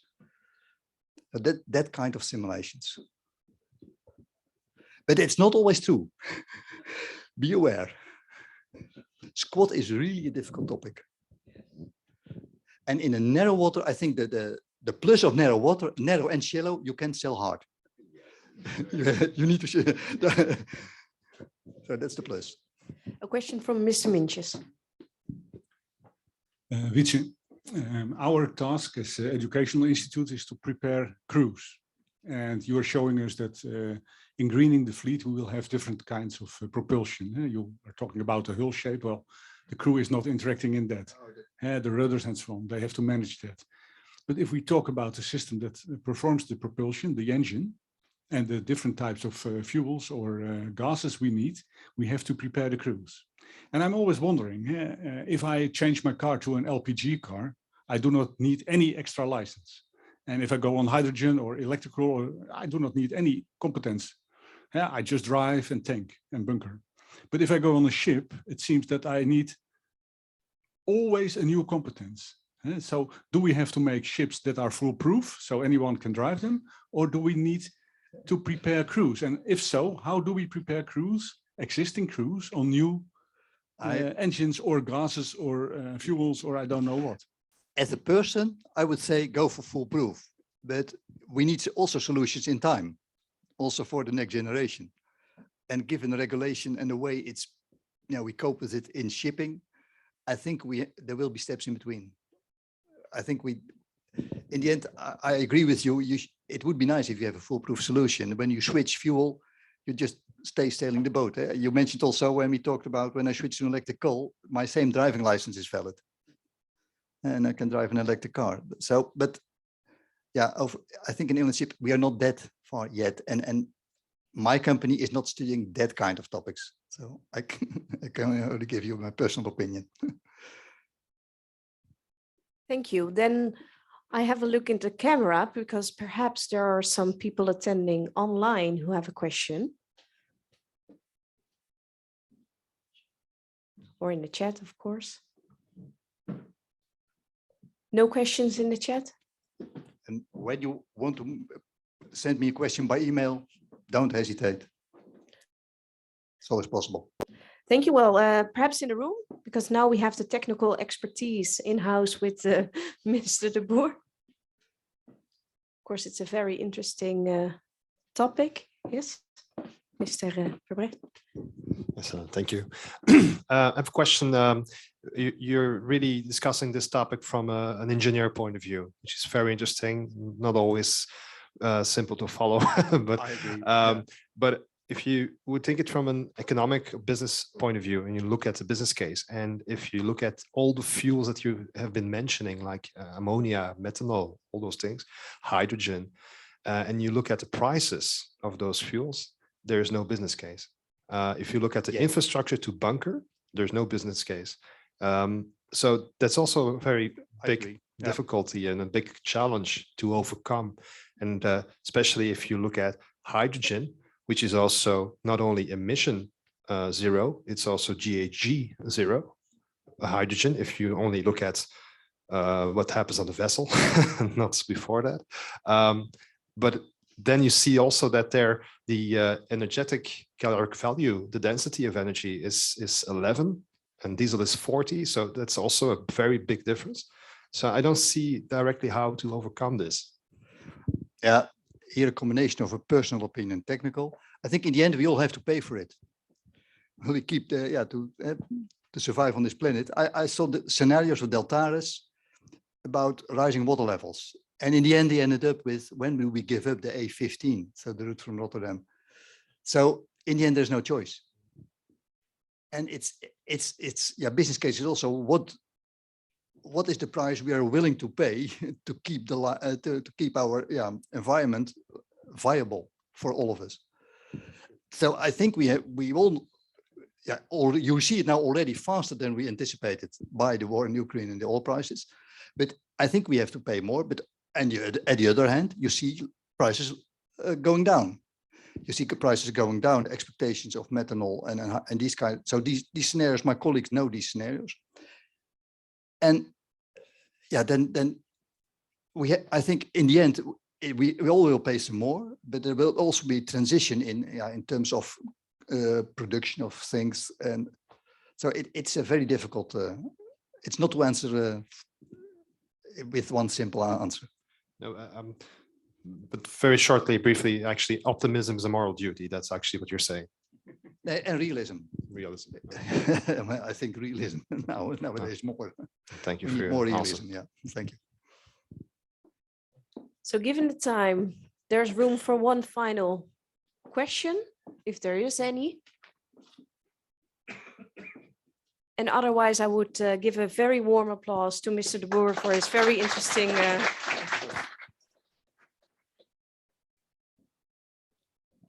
Thank you very much.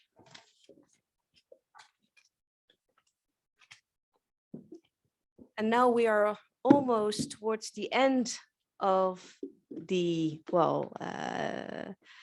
content-wise part of the program. But last but not least, we have two speakers joining their forces in a very interesting presentation. Of course, we are here at the STC Group in Rotterdam, so we're very honored that we have Mr. Bos and Mrs. Mallegange to have the final presentation for today. I know that there, in between, there's also some warm words from one of the members of the European Parliament in between in the short video movie. So I would like to give the floor to, I think the first part will be Mr. Bos. Thank you. Thank you very much. Good afternoon. And again, warm welcome here to the STC Group, of course. And it's an honor to say something about human capital development in inland waterway transport. It's not only in inland waterway transport, it's all in the industry where things are changing and we have to adapt as educators as well. So what does that mean for us? Yeah, it's a dual presentation. So after halfway, when you get bored with me, you get the funny part, and that's Jan. But I think it's also closing the loop. We started with you, starting where we started, and we end up telling you a bit about competing from our perspective. My name is Albert Bos. I'm the director of, responsible for the commercial activities within the STC Group. Also in 2008 already at the backside involved with what we are all here talking about this afternoon. Arjan, I always meet abroad, whether it's in Brazil, and the last time it was in Odessa, but it's one of the first times we see each other actually here in the Netherlands. So I don't know what's better, but yeah, we decide later on. Eh?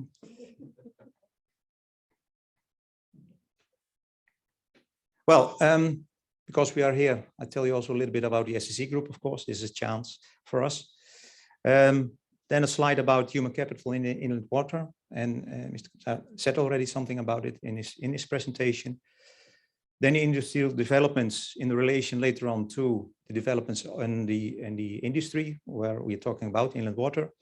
Then a little bit about Ab initio. You saw the movie already, but a little bit more technical details. And then we go to you, Jan.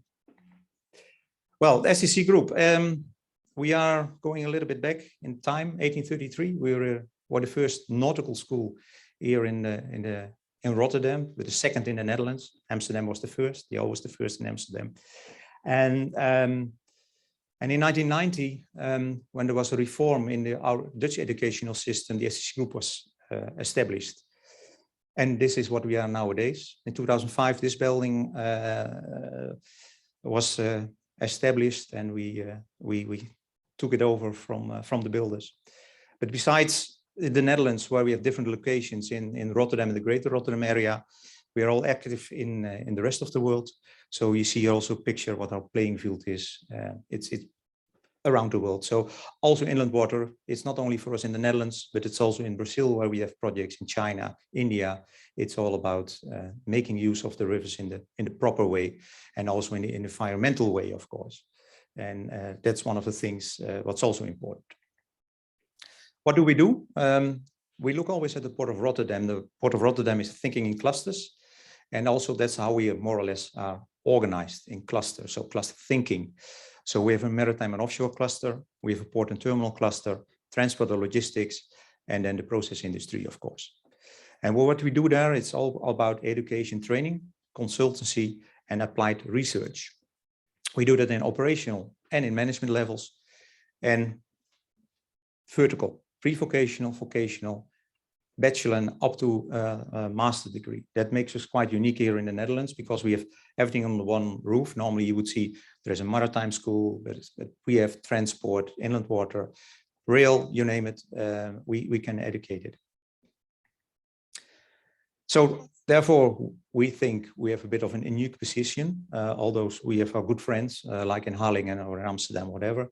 But because we are specialized in so many things, you're quite unique, because we are one of the biggest schools in the Netherlands. Then normally you also end up in a leading position.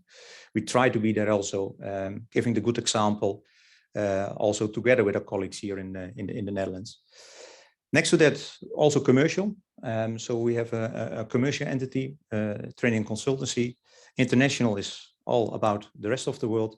And then we do also R&D and consultancy at STC Nestra, and also at the Innovation and Education Department as well. We have a joint venture together with the University of Applied Science here in Rotterdam. It's called the Rotterdam Maritime Institute, and there where all our bachelor is located.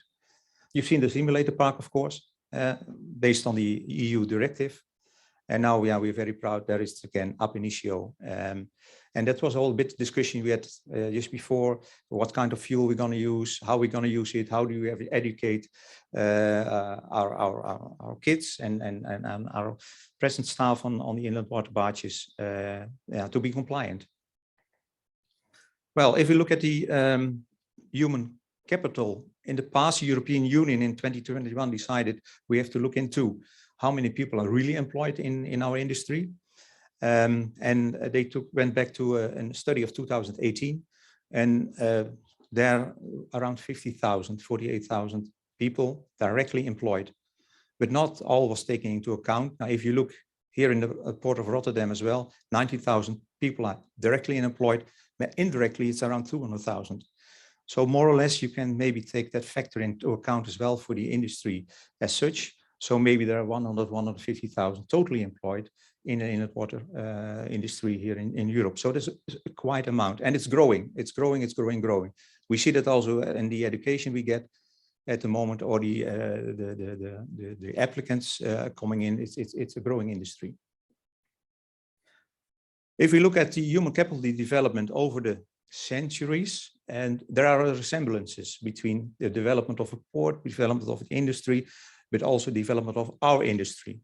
So if you look at the industry 0.1, it started somewhere in the late 1800s when the porcelain industry, for example, in Germany was really picking up, leading us up to the Industrial Revolution in the mid 1900s to 1910, steam, and then in the 70s, automation came up, and now we are in the next area, 4.0, where everything is digital, automated, and that affects us as well in the inland water industry. And some people say we are lacking still behind compared with maybe the maritime industry or the automotive industry, but still it's happening and it's gonna happen. And that's for sure. So it was named already a couple of times this afternoon. It's about digitalization, it's about automation, but also greening of the fleet. So what are we going to do with it? And how are you going to do it? And what kinds of jobs will be created afterwards? And we as educators have to react on that because the industry is demanding that new supply. So it's about, again, also in the digitalization, about the greening industry. And in the greening industry is, again, what kind of fuel? Is it LNG? Is it hydrogen? Or is it electrification? It's about the distance, what kind of ships you will design. Is it long stretch? It's different. And all these things does and will matter in the decisions the industry will make and will affect us at the end. Looking a bit of what's being developed already or what we see being developed at the moment. For example, this is one of the first trials on autopilotage on the rivers. So at sea, it's already for a long time, but in our industry, it's just entering. And the first tests were really promising. So this will also happen in the future. This will develop further. And we have to train our people for that. Another thing is autonomous shipping. We are also now busy in 2 projects at the moment in what is possible on autonomous shipping. So one of the tests we have started to do is entrancing of the locks and getting out of the locks. Can it be done unmanned? Or in a certain way, it cannot, or we have to wait till the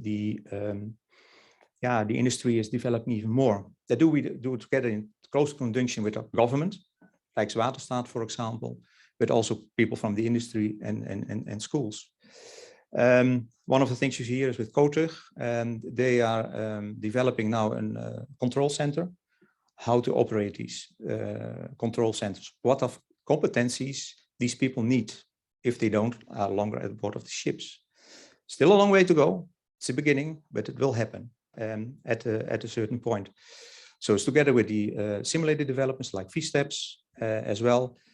Do we have to make a complete new simulator, or can we use the present simulators? All these questions we have to be asking ourselves, and maybe also one of the tasks of EDINA in competing 2.0. What does it mean for us in the new directives, for example? Okay, so if we look at training education at the end for the industry leads to a higher productivity. And if you train your staff with a high productivity, it means for your company growth, and you are more competitive towards the rest. At the end, it will lead also to a safer environment for us all. If you give your employees a goal, you get higher motivation. They are more vitalized, so to say. But also the clients who receive the goods will be also more satisfied. So it's important that we keep on training and that people are coming back towards us as a group of schools in Europe. That we also have to be aware, if we present the right training at the right quality, then the customers come back to us as well. But at the end, also the training is that people can, now what you're saying, manage these engines. I don't know, Arjan, why we don't have to get another license, but for sure, it's bigger ships. The engines are bigger. The dangers. Sometimes the government is saying they are bigger, or the risks are bigger. When I was introduced to the inland water shipping, and that was quite a thing. I'm from the maritime industry and not educated in inland water. But in my previous company, at a certain point, we got 4 of these huge inland water ships, 180 meters with 3,000 liters of gasoline up and down the Rhine. with high speed. Then we came to Nijmegen, and these ships are passing closely by these apartments. So maybe that's one of the things that they have to be trained at a certain way. But it was for me an eye opener, and this industry, and since then, yeah, being involved there. A bit about the ab initio. Let me see. Yeah. So the length, almost 70 meters, 8 meters wide, and 2 meters of depth. So she can. This is shallow water, so she can go up quite some distance out the river. Single propeller, electric propulsion, 2 generators, battery pack, and also some solar panels we have. Now, when we go to the next one. So the nice thing of this vessel is with these solar panels, she can go emission free for 4 hours at a speed of 13 kilometers per hour. If we do it a little bit higher speed, it's 2 hours, and then we have to recharge. So we are looking also at a landing place somewhere in Rotterdam. We can sail for 4 hours, recharge again, and sail back. But besides that, there are possibilities of LNG. There are possibilities for hydrogen. So we can educate our children already, and also our future professionals, in using these new types of fuel. Another thing, it's all nice. It's all with sensors. So we work together with universities, Marin, to see what we can learn from this to design other vessels in the near future. Well, we could not do it alone. That was said already at the video. And these are the sponsors. It's people from the industry also who believe in us as trainers, as educators, as such. And they said, okay, we want to be there, and we donate all the equipment what is needed, because at the end, maybe we can sell it to the shipbuilders, but also that it be used in the right and proper way. Well, it's your time, Jan, to go. So thank you.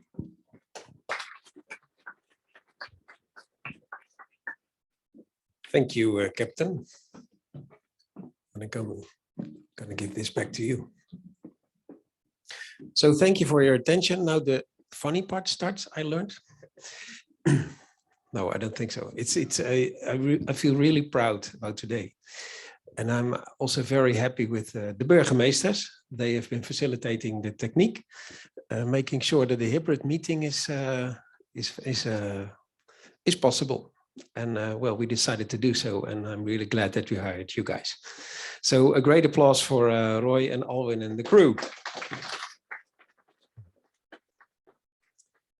Okay, some words from the project development side, so to speak. Lucy was here, and we asked Timon, but well, Timon was not available, but Lucy was here at the start. So I took over the project after a year.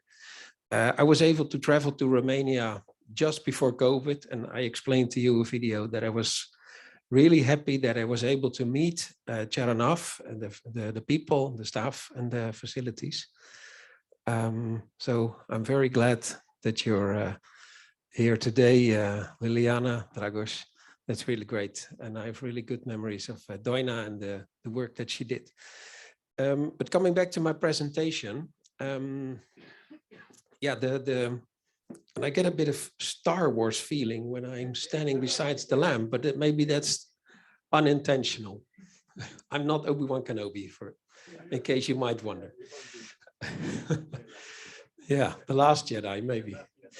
So actually, the deliverables from the project have been mentioned already by Arjen, and it was really great working together with Harlingen.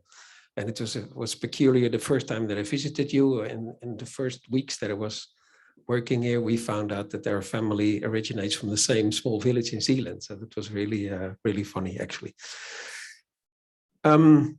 Yeah, a big applause to Charanov for leading the work on the deliverables, the course manuals, and the training course manual, and the training record book. Yeah, Anton and Denise, you're here from Steyr. Thank you very much for your good work on generating the portal, Mina as well. So yeah, as indicated via Edina, the deliverables will be made public. And the audit system, well, a lot of work has been done on that, thanks to Arjen and Jörn. And Jörn is going to leave us. That's, of course, forbidden, but yeah, we have to live with that. So who has to make the jokes now, Jörn? No, that's an inside joke. Ambitions pass beiseite manchmal.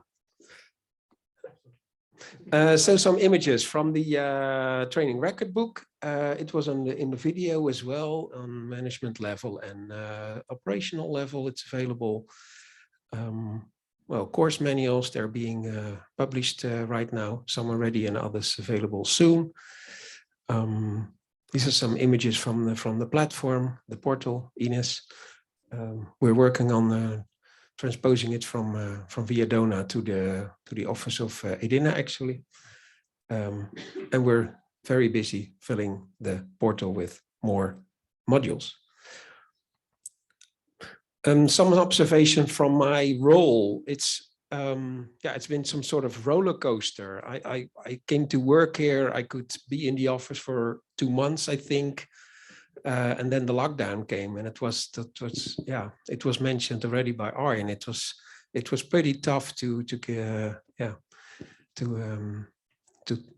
keep the vibe in the project, but I think we really succeeded, and it's I'm really glad that today we can meet, and we have the group feeling here. That's really worthwhile.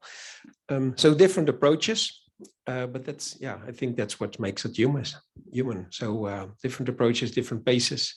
And I've really realized how much work has been done. We've really struggled with COVID and the situation at our schools. So it's,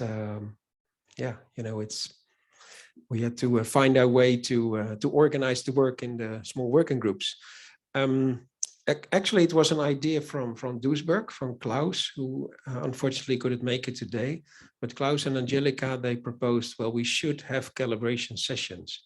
So to meet each other and compare the work, the questions which have been generated, we should try to calibrate our own work in order to make harmonization as good as possible. And I think we really did a good job on that. So really a big applause to all the members of the group. It's I'm really glad that I could make way with you guys the last 2.5 years. So I'm really glad. This is please give a big applause for yourselves.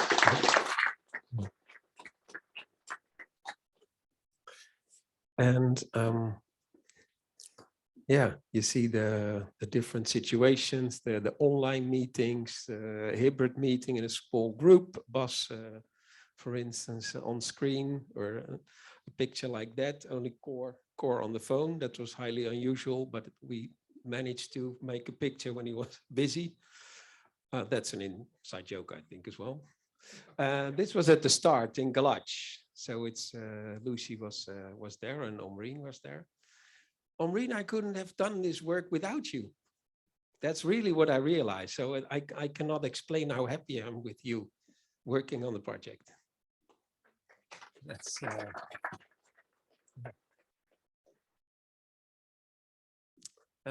some words from Caroline Nachtegaal. She's part of our advisory board, and she shared some words about the project. So how can I start the film? Just pressing. Congratulations. After 3 years of hard work, or as we say in Rotterdam, geen woorden maar daden, the competing project managed to harmonize and modernize the inland navigation education system in Europe. And it was quite a challenge, from ship operation to maritime engineering, and from communication to safety and environmental protection. All facets of inland navigation education was examined and improved. A great accomplishment, and something you can be very, very proud of. Competing delivered. It delivered EU harmonized lesson material, course manuals, and a European training record book, which can seriously help inland navigation schools and training institutions. This is made possible by working together in a consortium, joining forces to build bridges, and by working hard. A fine piece of European cooperation, if you ask me. And this is exactly what I, together with my colleagues in the European Parliament, asked for in my own initiative report on the future-proof inland waterway transport. And one of the pillars in this report was specifically dedicated to education and research. It called on the Commission to modernize inland waterway transport effectively and in its core, with a stress on harmonization and green and digital competences for students and crew. And this is all thanks to you. The outcomes of the project will make jobs in inland navigation more attractive, as it becomes easier for the crew to work abroad, but also for students to do an internship somewhere else, becoming a truly flexible and European workforce with international opportunities. And this is precisely the ultimate goal of the competing project, to increase labor mobility of my beloved European inland shipping sector. Indeed, a super big leap forward in the inland navigation, education, and training. And with this high quality education, we will come a step closer to our future-proof inland waterway sector in Europe. Again, my warm congratulations, and have a great rest of the event.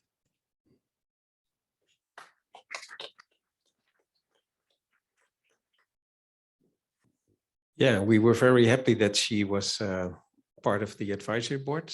I already explained. Okay, I have to go back. Thank you. I already indicated how glad I was with Jörg and Christina for the work on the advisory board meetings, for instance.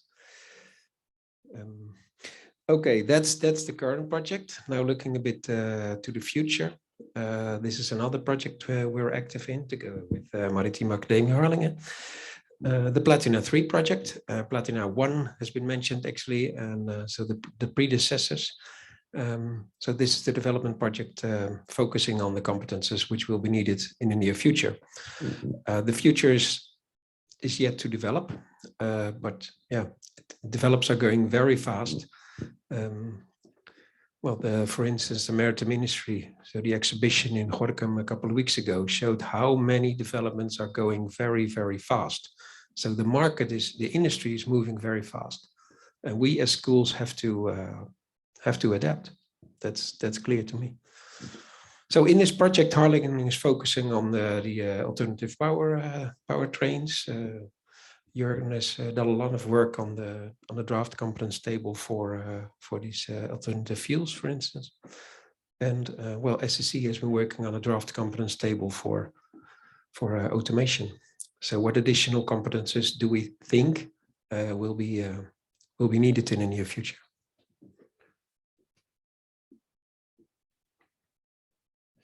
And lastly, competing 2.0, it was mentioned already. Yeah, also wish from my side that the project will be approved, but we'll learn about that before the summer. And then we can then we can work on a new project after we finalize this one. Actually, in the new project, we will focus on operational level and specialize and work on several competence areas. Because one of the findings from competing, which I forgot to mention, it was on the slide, is that we really have been very ambitious with promising to work on all competence areas and both levels, ML and OL. That has been an incredible amount of work. So the new project, yeah, will have a bit more focus and scope. And what we have in mind is to work on interconnectivity between the schools. So the portal will generate a repository of learning materials. And well, I think this picture can say more than words. We're different educational institutes working with different learning management systems like Moodle or a New Spring. Yeah, the idea is to connect the systems and to use educational materials and to monitor the progress of the users. So on the left side, you see the users, so the students or working staff. And on the right side, you see the repository, so the portal. which will be hosted by Edina starting next August. So this is a visionary picture of what we foresee as a new project. And well, in a month's time, we'll see whether we are able to pick this one up. So it has been my pleasure. I'm really, really pleased that that we're with the group this size in this room. It's amazingly funny that it's the same room where Edina was born. So yeah, thank you very much, and thank you for your time. Now I hand the mic back.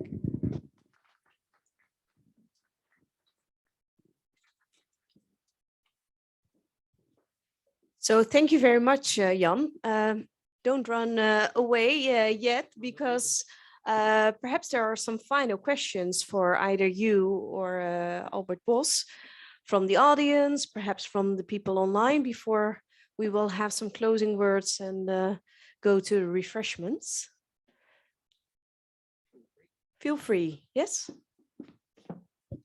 Just thanks, not a question, but it was a really impressive meeting, and you were very professional, very friendly, and I really feel, in a way, I feel the vibe of STC.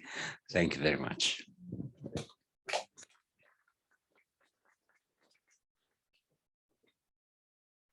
Yes, Ms. Hochsteiner. Thank you very much. And also from my side, congrats on the, finishing and the results of competing. I think a very important project, which we only can applaud, and we hope it will be continued for sure. I have one question, and that follows more the presentation of Mr. Bos, if I recall his name rightly. You mentioned that there is an increase of students, and as you're very well aware of the shortage of qualified people in the inland waterway sector, I was wondering in how far you already also see a kind of trend that you have, that you can attract due to this new system of qualified harmonized qualifications and this new materials you developed under competing, that you see an increase of students that are attracted by Edina covered schools all over Europe? Yeah, I don't think that we can actually see whether there was an effect of what we done here on competing, but it's mere that we sometimes see an effect of the popularity of the port and the use of the rivers and the sea, and how we send it out to the world, how nice and good the jobs are, what we educate for, and how passionate we can be telling that. So we are quite busy with that. So different marketing strategy, different PR strategy, and that's paying slowly paying that off, because what we experience here, especially in Rotterdam and the greater Rotterdam area, that the port is not as popular at the moment as it was maybe 5-6 years ago.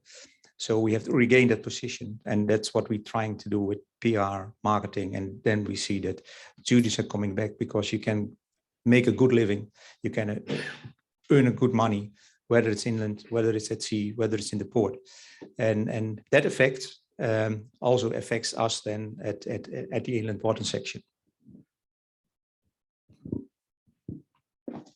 Some other questions, perhaps. Just a small question. I've disseminated some of your deliverables, and congratulations, they were quite impressive. But one of the questions I received from several members of SIDBO was that's the language. Are there any translations for the deliverables? Because it's all in English, and as you know, in the reality, languages are still Dutch, French, and German on the Rhine. So is that also planned for competing 2.0, or is that another spin-off that will do those translations? I really understand the question. It's not raised for the very first time. Yeah, it's not foreseen in competing 2.0, and yeah, there's a bit of tension. On the one hand, we want to harmonize also in terms of language, and the English language was chosen, as also in Arjen's presentation. But on the other hand, there's practice where there's, yeah, that's really, well, you know, German is default or Dutch is default on board. So I understand the question. Yeah, we have to think of a solution now to how to translate. Because someone has to do the work and someone, yeah, has to pay for it. But so the question is legitimate. First, we're working on the deliverables in English, and yeah, then we have to find a solution. But actually, that's a translation issue. It's not a development issue. But the question is legitimate. And coming back to the question of Rezi, thank you. I think Hans can confirm that the numbers of students in the waterway transport education are growing. And I think that really has some connection with Nicole's energy on promoting the new educational vessel the last years. Because unfortunately, she stepped over to Maren. We forgave her. And of course, it's a very good choice that she's here today. But yeah, but Arjen, you want to? Yeah, maybe to elaborate a little bit more on the number of students, because Theresia, Hagstein and me are speaking about number of students about 20 years now, I guess. Theresia. And what's general, and that's what Albert is stating, and Jan also, is that if you develop more technical solutions and more impressive digital solutions for students, they will come. If your housing is new, they will come. If your ship is new, they will come. But overall, in Europe, the situation is quite frustrating, because what we see is that the people who are over 65 and still sailing every day, especially in the Netherlands, are 2,000. And we will not foresee for 2,000 newcomers by our educational system. So that's a really, really big problem. And we have to realize that. And I guess Albert and I see that inland navigation becomes more and more and more international. I believe the number of Philippine deck workers in inland navigation in Netherlands increases up to 800 at the moment. Indonesian people are coming, and they all speak English. Let's be very realistic. I doubt whether there are Belgian ships sailing without English-speaking people on board. So that's the real challenge at the moment. And we have the people from Southeast parts of Europe. And as, for example, one of the biggest problems is that we are not allowed at the moment to examine people on management level in the Netherlands in another language than Dutch. That will not increase the number of skippers, because we see very capable people coming from, for example, Romania, from our colleague institutes, but we can't examine them. That's not mobility of workers. So we have to solve these small problems to solve the bigger problem of staff. And of course, we will look into remote control areas and automated sailing, but that will not solve the problem in between now and 10 years. So, of course, we see a little increase of students incoming. Here in Rotterdam, we see it in Harlingen, but in other cities, we do not see any increase, and that's a problem. So let's be realistic. Thank you, Arjen.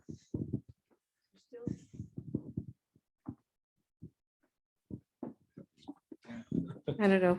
So still some challenges. Yeah, okay, sorry. Everyone is still awake. Any last questions for either Jan Smalleganger or Mr. Albert Bos from the people attending online, perhaps? Because then, given the time, I think it's time for some closing words. And I always know, keep it as short as possible, because you are the one standing between the refreshments and the formal part. So I'll keep it short. I think we have had some very interesting presentation today. We started with the beginning from Arjen Mintjes back in, to 1999, as you mentioned, how you were ahead of your time at the time, and now with the Deliverals online educating young people, then to the Danube region, exploring all the activities you have done. And of course, from a technology point of view, we saw the beautiful images of the Ab Initio, your presentation. So there's a lot of activities going on, and I think this project, the competing project, has proven to be very successful with the Liberals, and we can all applaud the working team on that. So also on my behalf, it was an honor for me to act as chair of the day. And again, I want to thank the audience for attending either online and physical here present in Rotterdam. I know some of you traveled quite a distance, so thank you again for attending. I know we have a lovely informal part ahead of us, so we will start with some drinks, and given the nice weather, I think, Jan, it will be on a roof terrace upstairs, so that will be very nice, followed by a walking dinner. So everyone attending here is, of course, more than welcome to join the refreshments and the walking dinner. I want to thank all the speakers, and I know there's a present behind me, so I would kindly, maybe you can help me with handing over, Jan, all the presents to all the speakers. So perhaps the speakers can come forward and we can give one round of applause for all the speakers today before we head to the refreshments. I thank them for all the interesting presentations. Thank you.